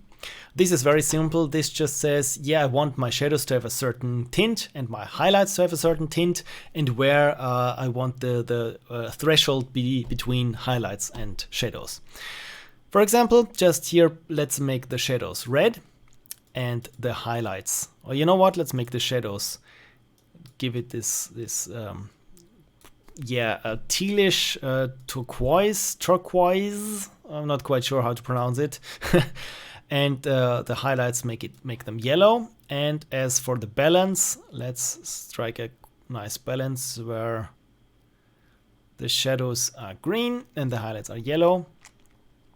And here we got some kind of toxic gas situation also here. So this, again, you can, as you can see, this is a very straightforward and very simple, but also a very brute way of just giving the image a certain feel and a certain color. So I think, like I said, if you just want something to be to give it just a wham and say, yeah, this is just roughly how I want it to feel. By the way, if this is too strong and there's no way to turn it down, the trick is here in the color to diminish its saturation. So if I like, for example, that it's got this teal color there, but it is too strong, I just move it here towards white, because if it's white or gray, then nothing happens apart from the brightness. And the more I pull it there into the saturated region, then of course it becomes overly saturated. So if I'm not going all the way in like this and do the same here with the yellow, it's not completely yellow, but just a little bit like so, you can get a little bit more subtlety out of this split toning effect there. So I'm going to remove it now, so I hope this also helps. So okay, but there was this one thing that was strange, that is this Panini distortion, and for that I just want to show you what it does. Let's make a new sphere here and make sure that, well, we don't even have to make sure that it is visible, just pull it up here. And I switch over here to the game view. Or you know what, I add this Panini projection there. It's in the post-processing there, and it's Panini projection. And I switch it on here. And let's switch over here to the main camera. And the main camera, let's make its projection, its field of view, let's make it very wide, something like, yeah, 120 degrees. So with all this in place, let's switch over to the game view and then adjust this Panini projection and what it actually does. I said let's switch over to the game view. Yeah, I got two instances of Unity open and this color grading software in the background, and I'm live streaming, so apparently, yeah, this didn't like it very much. Yeah, I think it just crashed. Maybe let's give it some more seconds and see what's happening there in the chat. Phil, another question to bombard you with. Oh, you're fine. No one's bombarding me, so I'm good. Have you thought about dual streaming YouTube and Twitch? I have not. Is this possible? Apparently it is, otherwise you wouldn't mention it. So maybe, you know what, maybe I should try this next week or something. I believe there are slightly more people hanging out in Twitch, particularly in science and technology category. I'm sorry for not pronouncing everything correctly. That would appreciate your overly complicated but especially awesome Oh, thank you so much for calling my overly complicated content especially awesome. So yeah, I think, oh no, here we are, but I can't switch over to the game view for some reason. I think it It just stuck there. Look at this. Isn't this great? Isn't this great? Oh my god. Man, I really wanted to show you what the Panini projection is. Look at this. I've never had seen this before. This doesn't look good. But you know what? Let's report a bug. Let's report a bug. Your email address. How often does it happen? You know what? It would be nice, but I can't click it. Because this is the entire problem. Why this crashed there. Preview. Yeah, I can't even click cancel. I'm really sorry, Unity. I can't report the bug because you crashed so hard. Damn it. And you know what? Look at this. Here we are in the high definition render pipeline settings. And this is actually good that we are here now, because I'm pretty much done with describing what you could do with the universal render pipeline. As you would probably expect it, in the high definition render pipeline, you got a little bit of more stuff to tweak and to work with. So look at this motion blur. Oh my god, that's so awesome. Let's switch over here to the game view and just see how it looks like, because I pretty much turned down all the post-processing effects that we have here. So right now, in this one, it looks a little bit drab as before. And the first thing that we can do is here work on the exposure. And right now it's set to automatic. And this is what I really like about this high definition render pipeline, is that you can really see that this is the tools which with Unity technologies made all their amazing Unity demo trailers, what everything is possible in the engine, because this feels like filmmakers tools to me. For one thing is that here in the exposure you can go from automatic to use physical camera, and in the camera there's this whole rollout that says physical. And this looks very familiar to me. Camera body, lens, aperture shape. What does all this do? And now we're back at the good old, there's my camera without lens, good old photography 101. So if you've ever dabbled in photography and know a little bit about all the terms and everything, what it means, you're right, you will feel right at home here. But if you're not, that's just a very quick primer. The sensor type actually is explains how big the sensor at the back of the camera is. Why do we need this there for an entirely virtual camera? The reason is it connects, or it is, well, a lot of it depends on how big the area is at the end, at the back of the camera. For one thing is, if you have a very small film back, for example, you probably know this from your phone cameras, it's very hard to get this cinematic, very wide telelens shots and so on, or depth of field in there. This is because the chip is so small, there is not enough room optically that something gets this very big blurry what's it called, bokeh circles, this unsharpness discs in layman's terms. So what do you want to use it if you want to have something that looks very filmic? That is 35mm Academy, which is just the 35mm, is something like this size. This is the film back that has been traditionally been used for the past, I shit you not, 100 years. I think it was Edison who came up with it. Thomas Alva Edison. When photography was quite new, or was it Kodak back then? It was the late 1900s or late 1800s, the 19th century, where they thought, what would be a good format for a film back? Let's say 35mm by, was it 24? And this stuck to this day, actually, because even in my digital camera there, the film back has this exact measurements. And if you want something, for example, if someone says, use a 50mm lens or a 70mm lens, the angle of view is dependent on the film back. So a 50mm lens is called a prime lens, or a normal view lens is like you would perceive your surroundings, is like with a 50mm lens, because a field of view that's in degrees. Again, it depends on the film back and on the lens. So 50 millimeters on a motion picture camera is a different field of view than 50 millimeters on a cell phone camera. For example, for a cell phone camera, this would be almost a very tele lens, which and for a medium format camera, it would be like a wide angle lens. Okay, again, it's very technical, but just to know that you know that this film back actually is important. The next thing might be a little bit more familiar to you: ISO or ISO. This is how much light is needed that you see something, or how sensitive to light the chip is set to. Usually this always doubles. In broad daylight, you usually would use a 100 or 200, and then it goes all the way up to 400. And there's even, let's say, I think I'm still shooting on physical film, and the one that I use sometimes is 3200 ISO. This actually is quite it gets noisy and grainy, but in this digital environment, you don't have to worry about grain and noise and so on.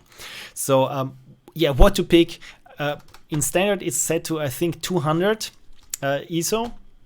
You can halve it if you have lots of light to 100. My rule of thumb would be to go to around 800. I don't know why it has now this weird artifacts. There we go. I think this has to do with temporal anti-aliasing. But I would say about 800. And now the shutter speed is usually it's set here in second. Since I come from photography, it's 1/10 of a second. So usually when you shoot in broad daylight, it's usually you have an ISO of 400 and a shutter speed of 125th of a second. And if we look at this now here, it looks almost correct. So this would be a quite nice average looking daylight shot. So why is this important or useful? Usually you would have to set your in a game, you set your exposure and stuff like this automatically. That, of course, the player always sees what they need to see, but of course, that still the mood of a certain scene is there. But if you're doing some kind of cinematic work, this is very helpful, especially if you're working together with someone who's used to those terminologies. For example, if you're working with a DOP and you're just doing game stuff, and the DOP says, yeah, this looks good, just bring it up a stop or two. Yeah, what is a stop? It's a stop there on the aperture, and which means one full stop on the aperture means that the light gets doubled. So one stop on the aperture means just doubling your ISO, or halving your shutter speed. For example, now we are at ISO 800. If I say, yeah, bring it up one stop, I go to, this was 400, this was one stop down. So from 800 to 1600 is increasing one stop of exposure. So long story short is, yes, you can do this in Unity. You just have to know where to look. The next thing that is a little bit more important, this is the lens and the aperture of the lens. So the aperture, as I said before, is also determines how much light gets through the lens and how sharp an image appears in the end. Because aperture also has a lot to do with depth of field. The more closed, is this right terminology? The more closed the aperture is, the more the higher the region is, the longer the region is where something is in focus or sharp. Sometimes you really want to have this very razor thin area in the image where everything should be sharp and everything else should become blurry. And this you can control here also with the lens. The lens is just here, the field of view. This is an incredibly wide lens, a wide angle lens, and this is a tele lens. So something here. You know what? Let's try out this depth of field later, but right now also here the aperture shape. This is the blade count, the curvature, the barrel clipping, the anamorphism. This is I'm not going to bore you with this. I made a video about lens flares and how they work and how to implement them in Unity. also a couple of years back. Let me just check out here where it is. Yes, it's on my Pixel Prophecy YouTube channel, and there we go. Lens flares 1, that explains how the appearance of lens flares has to do with the physical properties of a lens. And then there's lens flares 2. Yeah, this is a 42-minute tutorial of making a lens flare system in Unity and how to recreate all these physical optical phenomena digitally in Unity. But it's nice to see that Unity has come a long way since then, that you can actually have here this aperture shape and curvature and anything that you would like in your camera. Wow, okay, so this was a lot of words for using here in the post-processing volume, just using the physical camera exposure or automatic, and which I also find cool there. If you go to automatic, you can set your metering mode, your luminance source and compensation and so on, just like on a physical camera. The metering mode means considering the entire image, should how to measure the exposure. Should it be the entire image or center weighted, which it is set by default, which means the center is probably more important than all the surroundings for determining what the right exposure is and so on. So I would say go for automatic when you're in a game and go for physical when you're trying to create something that is cinematic. Cool. So, for example, now it looks a little bit too dark for me, so I'm setting here the compensation and turning up here now the exposure like that. I have to switch back and forth because of those strange kind of artifacts that are happening there. But, yes. Add override. So, here in post-processing, we got pretty much the same effects that we have seen so far. Bloom, channel mixer, chromatic aberration, and so on. But of course, we got some, there's Panini projection again. But we got some more options that we can use. For example, let me just find, which one do I want to show you? Was it the vignette? No, not, I think it was the white balance. No, I'm not quite sure. Oh, it was, of course, it was in the light source itself, which I find pretty cool. Because now in the light source, you can say here, for one thing, look at this, it's a celestial body, which means its light rays come in almost in parallel, but not entirely. And this even is modeled here as a celestial body, that we can even say here now it's 1.5 power to the power of 8 meters away. This is pretty cool, actually. Even though I know that I probably never will be tinkering with these values, but it's pretty cool that you can set those.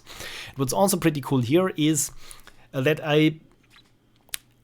this is something that I very much enjoy, is that you can set here the color temperature of the sun by just tweaking here the temperature. You don't have to make the sun yellow by saying, the light color is yellow, or that you put a yellow filter on top of it.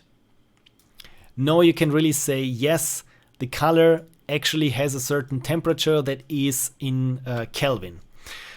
Kelvin is actually a temperature, or is a scale where you measure the temperature of a light source.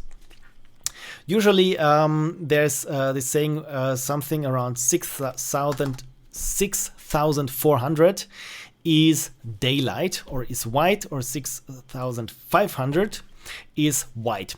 And everything that's higher, where things will get blue, and everything that's lower, things will get orange and then red.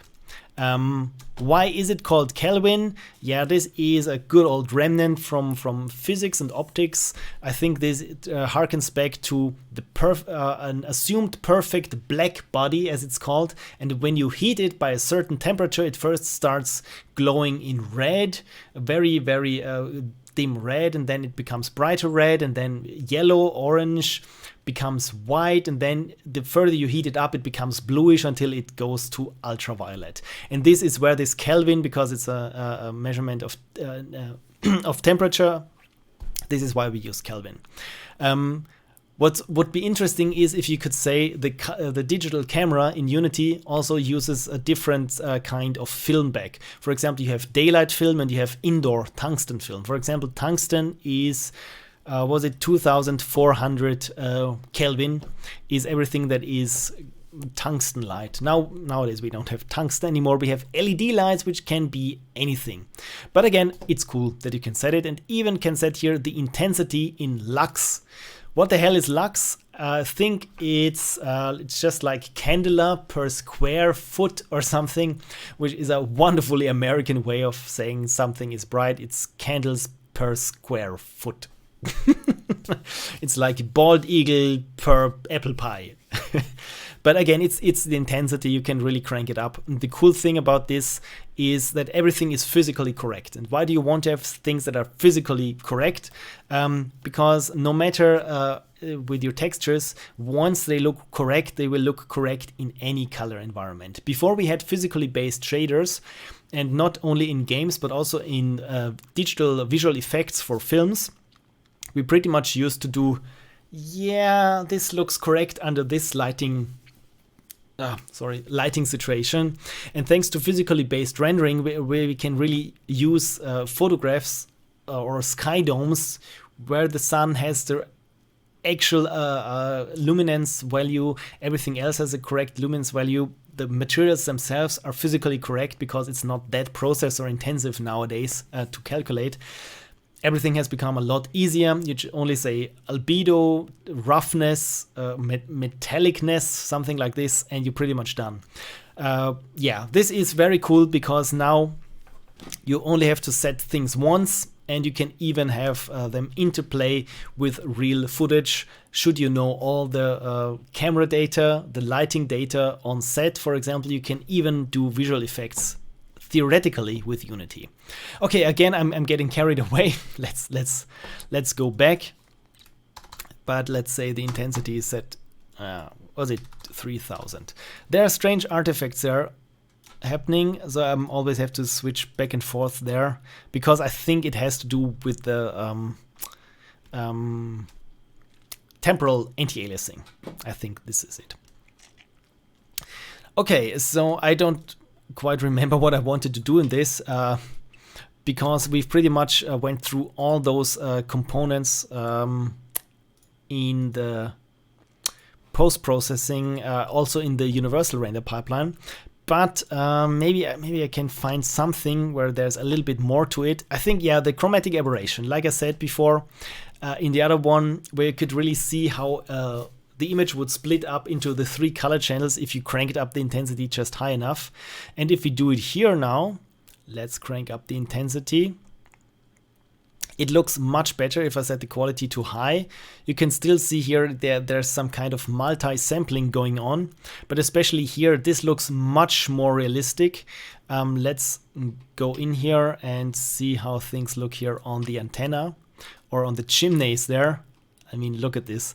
This looks much more realistic than the other one, the quality of just low, where you can really see how this one gets split up into its color channels. So yeah, this is how chromatic aberration would look like. And like I said, you probably will use it there, bam, only when you really need it for some kind of very short-lived effects. Because, I mean, look at this. This is horrible. This is horrible. Yes, and finally I thought, yeah, let's do some kind of depth of field there, a very shallow depth of field. So this is why I place now here my preview camera close to the grass now, like so. And let's try this out. I add a new override and say post-processing depth of field. And the focus mode, again, we can say use physical camera. And then we set the quality to, let's put it high. And we can even set here the focal distance. So here we, of course, go to the game. And nothing much happens. And I think this is because the camera is not quite set up for this kind of depth of field. So first I have to open the aperture quite far, and then let's go in. Oh, this was too far. This was the focal length. Man, this is some kind of telelens. This is great. And anamorphism. Yeah, let's make the aperture really far open, because when I close the aperture, maybe you can see it here in the background. It's already a little bit blurry, and when I close the aperture, the rim starts to disappear. Maybe if I can here show it here in the post-processing. Post-processing volume there. Let me just switch over there to scene and get our camera. There's the camera. And I'm going to sit it there close to the grass that we can see a little bit more how the depth gets affected, because I really like this. I really like how this looks. So, and here finally we can set now where our focus sits. So if I move it close, we can here have this kind of a Bug's Life view, and then we can pull it back even further there to the houses. So this is a post effect, surprisingly, and what surprises me is that it works very well, because usually sometimes when you have you've noticed this in a game, okay, here you notice it as well, is that you have the sharp outlines of something, and then you can see the unfocused, the blurriness, but actually it lies on top of each other, which is physically incorrect. But what the hell, this is so much better than in a lot of games. I recall, I think it was the first Watch Dogs, where this was really a pet peeve of mine, where I just saw that the foreground would bleed blurry into the background because their separation was not as good as it is here. Cool, so let's have a look at the clock, and I've been talking my mouth blue, as I think nobody says, for 2 hours, and I'm sorry if I've lost any of you. So if you've already mentally checked out, thank you still for staying and following me through here. I think the last thing that I wanted to show you was this Panini projection thing there, and why would you want to use it, and what it is for. Okay, so let's try it here. I create now here a sphere and move it somewhere here, which rhymes, and this is nice. And here with the camera, this yeah, I just turned down the focal length to something like this, and add now here this Panini projection. Cool, so let's start the game here.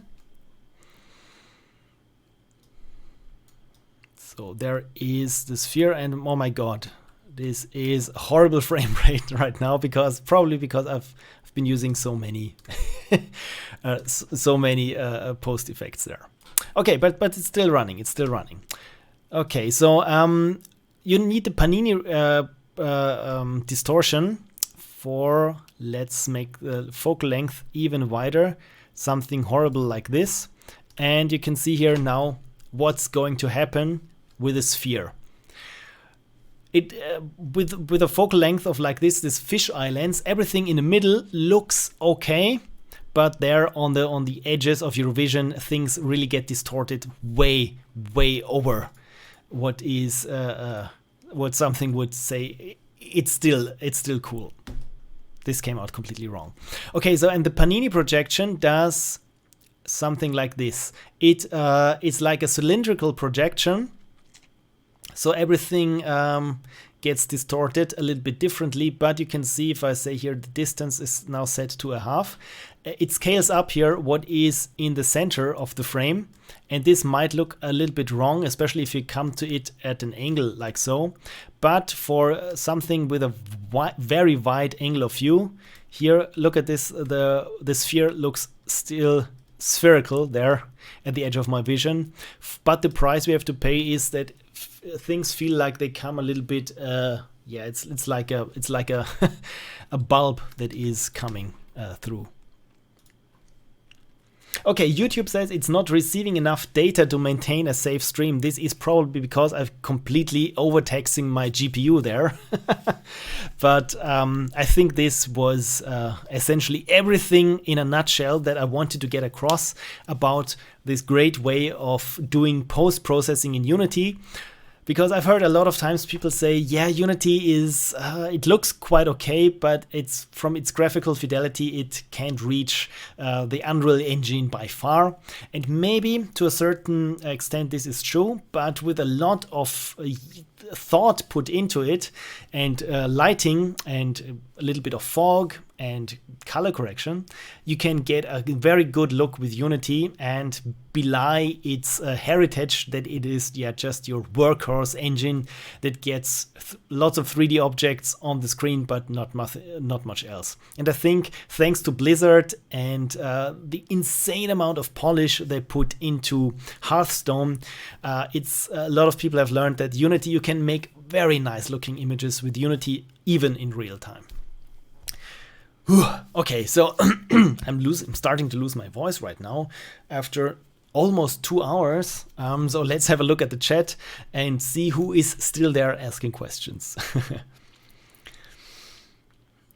Of course, in a 3D thing, it might just be the sun is the wrong brightness. Yeah, sometimes this happens when you're toying around a lot with I'm boosting here a little bit of the shadows, but now the sun is too dark. I increase the sun even in a environment where everything is physically based.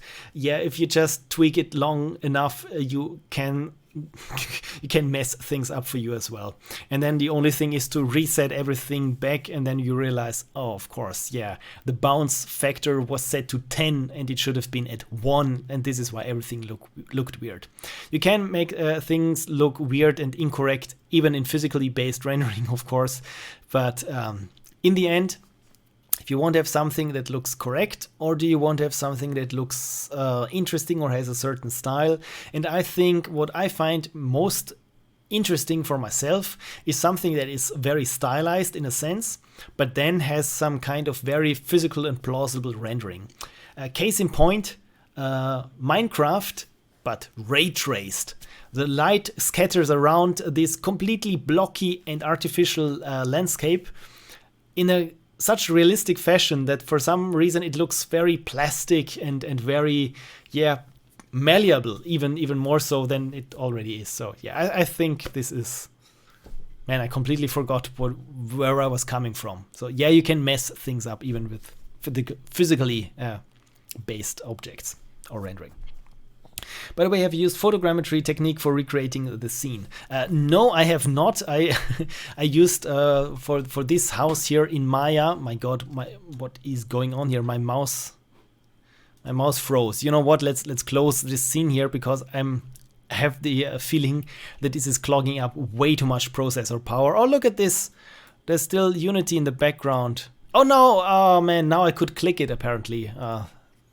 Jesus, anyway, but you know what, let's just show you quickly in Maya how I modeled this thing.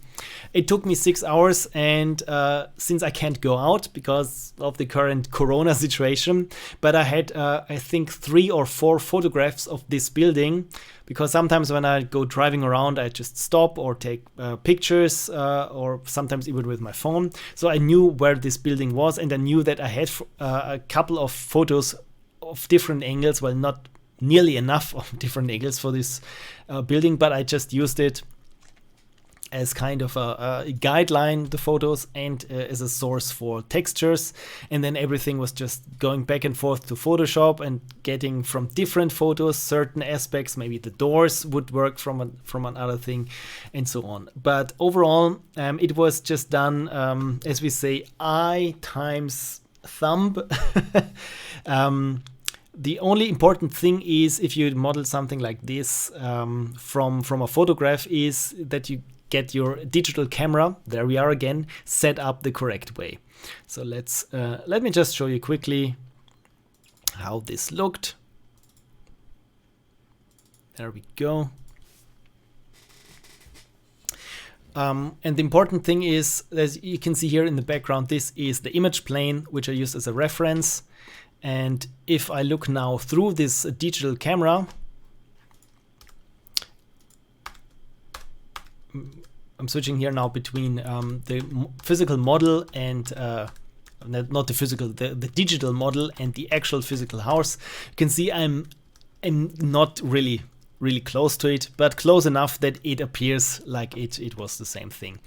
And all you have to do to get this right is that your camera has the same focal length as the one with which you shot your image plane, and then you try to align the camera on the grid as good as possible, and then it's just drawing up boxes and making them so that they look kind of right through the camera, and where they don't, I say just screw it. I know that it should I know this to be a an angle that is at 90 degrees because this is how houses usually look like, and from this on, this is how I made this. So it took me 6 hours, and it doesn't even have that many polygons, and as is obvious once you get closer is that the textures, they become really grainy, and yeah, this is just what I've taken here from the photo. And you can see here this texture looks a lot better because I took this old concrete from a different photograph. Also here for this backside, this is of course not correct, but it looks kind of correct. And there I just stamped out here the door, because this is the same thing as this side here, just without the door. And there, so yeah, it's not, like I said, it's not perfect, but it's good enough. And I thought I just wanted to have something to plop into my terrain. So I hope this explains it. And the most fun I had was with this little power thing here, because this the textures came from all over the place, and not one of them came from the original photo. So I hope this explains it. And Alex the Awesome says, hey Pixel Prophecy, and I say, hey Alex the Awesome One. Yes, I'm convinced he hired a helicopter and flew around the house. I almost once joked that I should get just a little drone with a photo camera on it so that I can do photogrammetry more professionally. But then again, I think it would have taken me much longer to sort through hundreds of images for this little house there than to just model it from a box like I did. I still want to know if it's football, stickers, or sandwiches. I have no idea what you're talking about. Surely it has to be one of those, right? I would love to be mentally checked out like that every time. Hopefully that doesn't sound wrong.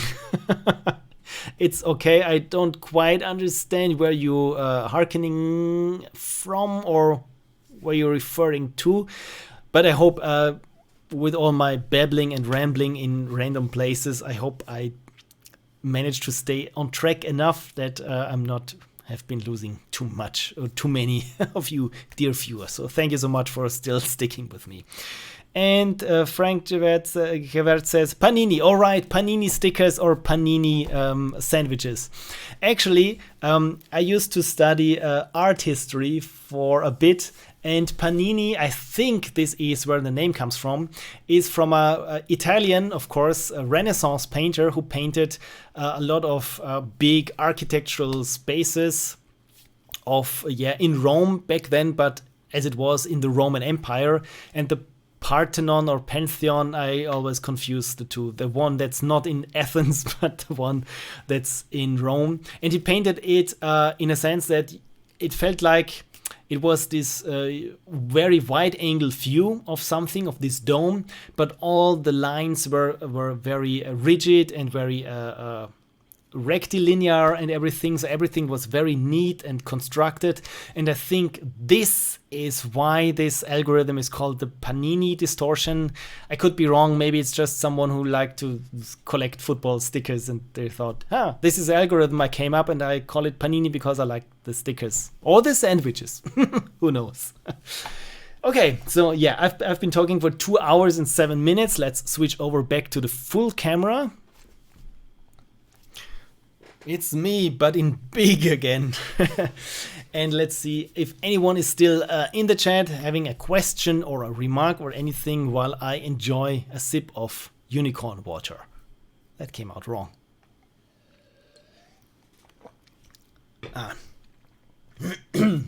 Apparently not, or apparently you're all busy typing.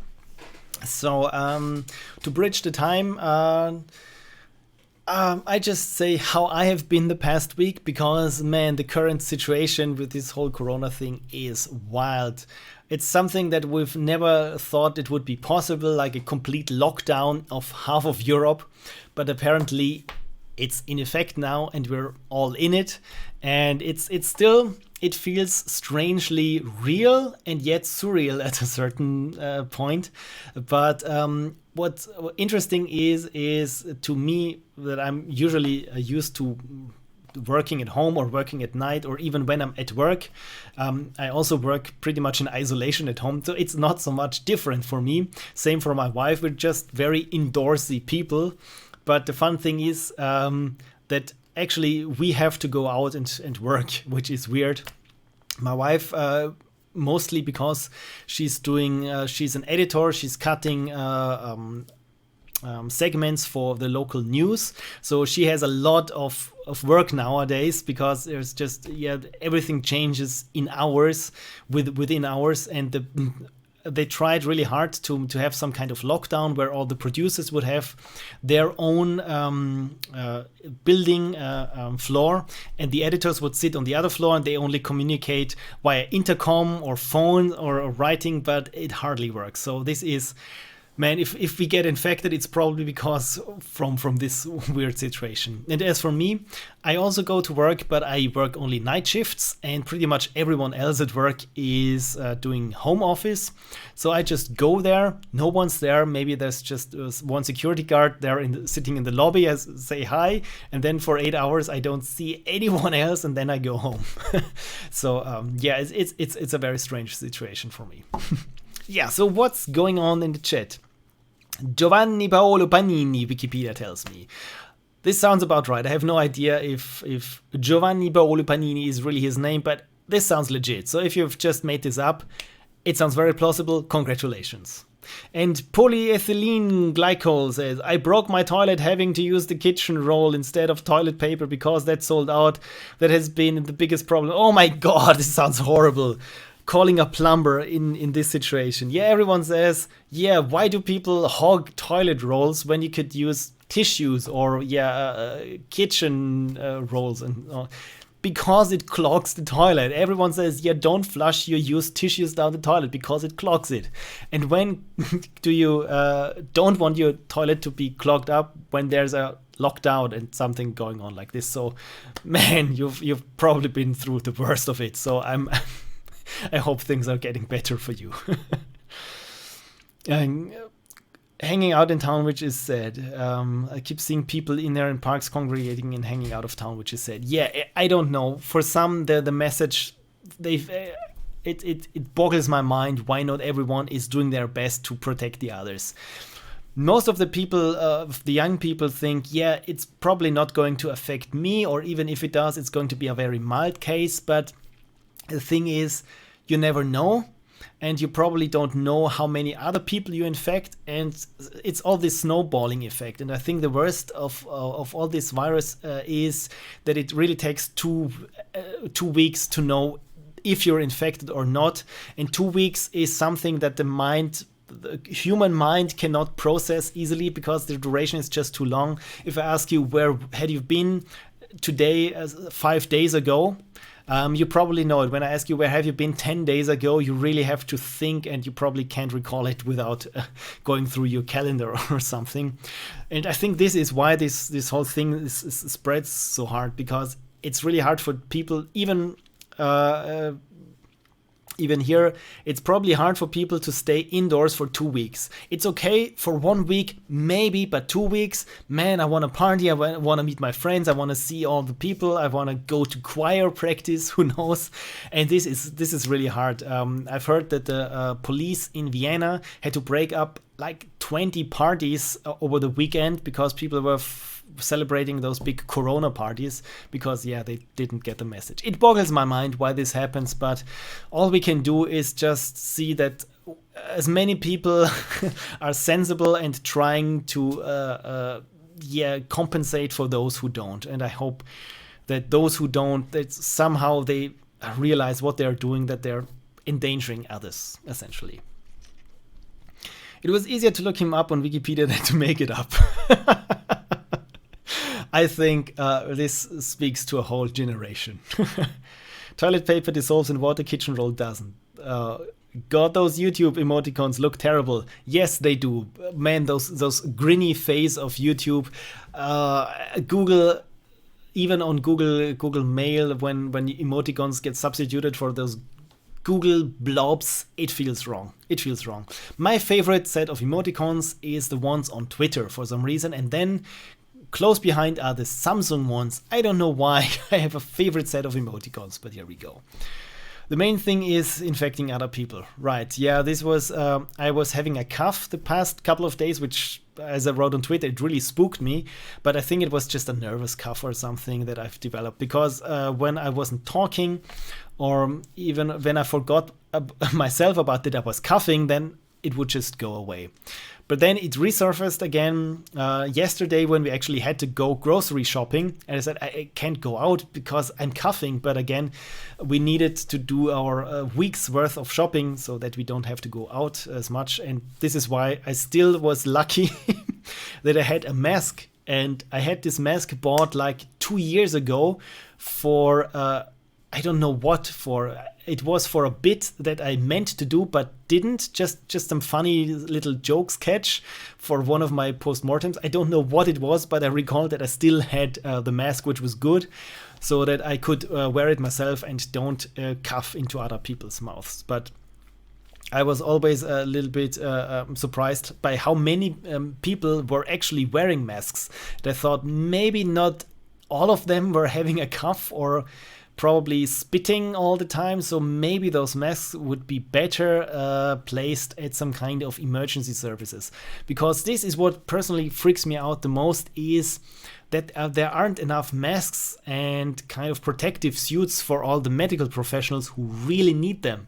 I mean, if you're working on the intensive care unit and you're running out of masks and you're intubing people or something where you really get in contact with their spit, I mean, those people really need to be protected. So yeah, man, I don't know what to make of this, but I just hope that all those protective measures that we are all undertaking really works and takes hold. Grocery shopping is a royal pain in my behind at the moment. I've gone chronic insomnia, so I can't go shopping in the mornings, or when I'm at a chance to shop, it's all sold out. Yeah, man, with my sleeping rhythm, it's not as bad with you, but this feels similar to me. Because like I said, I work nights. I've been working night shifts for a decade now, so I usually sleep into the afternoon, 2 or 3 in the afternoon. My work starts at 5. So there's not a lot of stuff you can do. For example, grocery shopping, especially in the summer, you can't shop for, let's say, eggs or butter because I won't go home for 8 hours. So this probably will all melt in my car. So it's really hard for people like myself and like you to go shopping. And the only thing that I tried was just staying up long enough and then going shopping when the shops already started opening. But then, man, this I really don't recommend it because you just waste it. You forget half the things you want to carry, and then you don't get enough sleep when you have to work in the afternoon. So this is, yeah, I don't know what to recommend to you. Is just maybe get some friends or just someone to look out for you and get you some fresh bread, butter, and toilet paper. But man, those people just hogging the important stuff that this, I also don't understand it, especially because everyone said there is enough for everyone. Just if everyone starts hoarding things, then things become bad. And there's still some black sheep out there. Probably the same people who are having corona parties are the ones who just keep hogging toilet paper. So yeah, human nature. Still wondering how many of those plush unicorns do you have? Oh, I have 1, 2, 3 unicorns. I wanted to buy a huge one that was like this big, but this was a couple of weeks back. But then I thought, man, I only use it probably for 1 or 2 jokes, and then it just sits around looking at me in disgust because I don't use it for any other jokes, and that it's just collecting dust. So yeah, I have I have 3 unicorns, and one of them doubles as a hot water bottle. You just stick a hot water bottle in there, but yeah, it just likes to hang around. The pollen season will start again soon, and a lot of people will cough and sneeze for reasons that have nothing to do with corona. Yeah, I'm very much looking forward to that, because right now it's still tough when people don't know. Do they have a cold? Do they have the actual flu? Are they infected? And now it comes next is, yeah, I'm not infected, I don't have the flu, but maybe it's allergies or maybe it's the virus. So yeah, this will probably haunt us. My estimate is, I think 2 years. It will take roughly 2 years till this whole thing is over, I hope.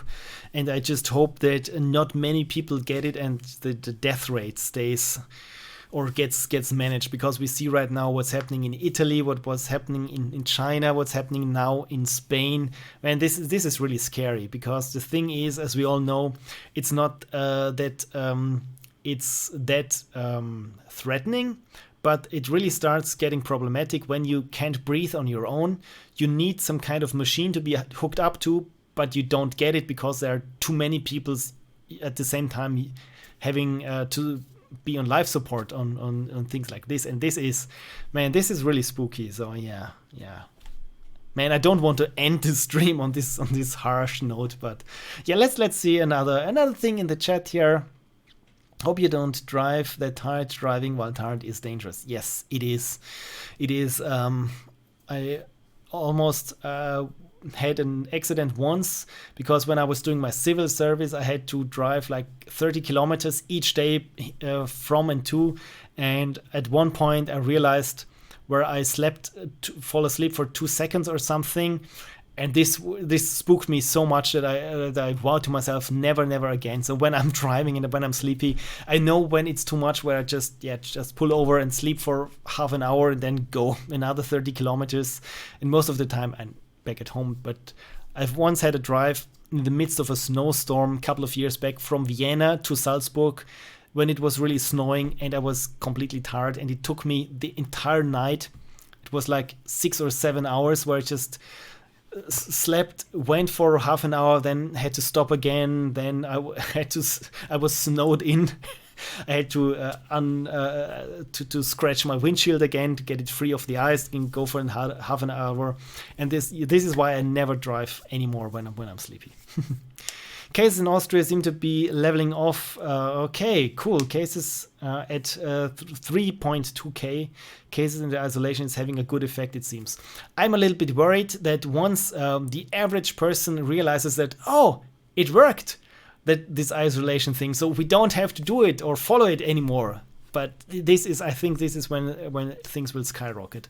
I also think that it will get better during the summer months.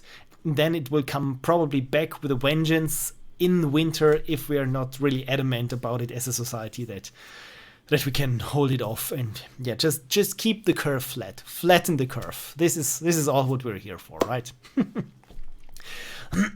Okay, so 2 hours and 21 minutes. My throat is getting a bit sore, but yeah, thank you so much for hanging out with me. I hope I could sweeten your self-isolating existence with overly complicated talk about cameras and digital image stuff and lookup tables and so on.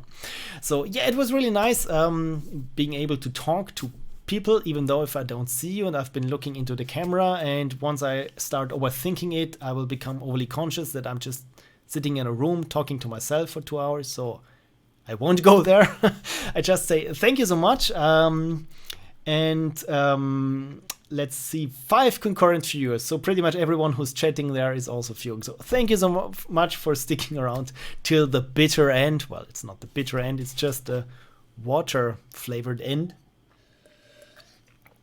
And one thing I want to also say or point out is secure, contain, protect.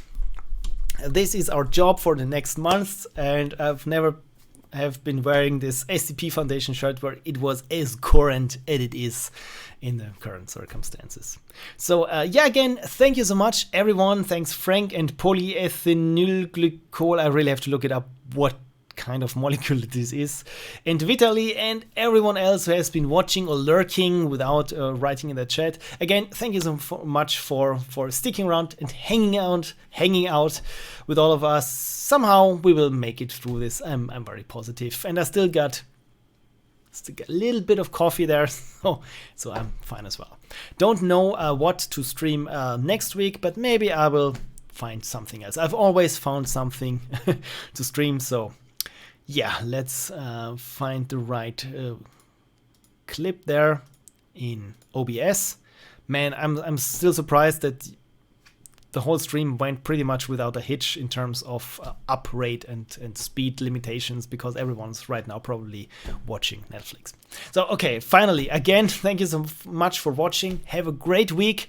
Somehow we will make it through of this. Don't hog toilet paper, just conserve, just need what you need, use what you need, but don't try to waste anything. And this goes also for food stuff, and yeah, pretty much anything. Just use what you need and not more. This is just my just my little environmentalist message. Okay, God, I'm rambling again, sorry. See you next week. Again, thank you so much for hanging out. Have a great week, have a great rest of the weekend, and take care, and may the unicorns look upon you with enjoyment, gratitude, and in favor. This doesn't make any sense. Bye.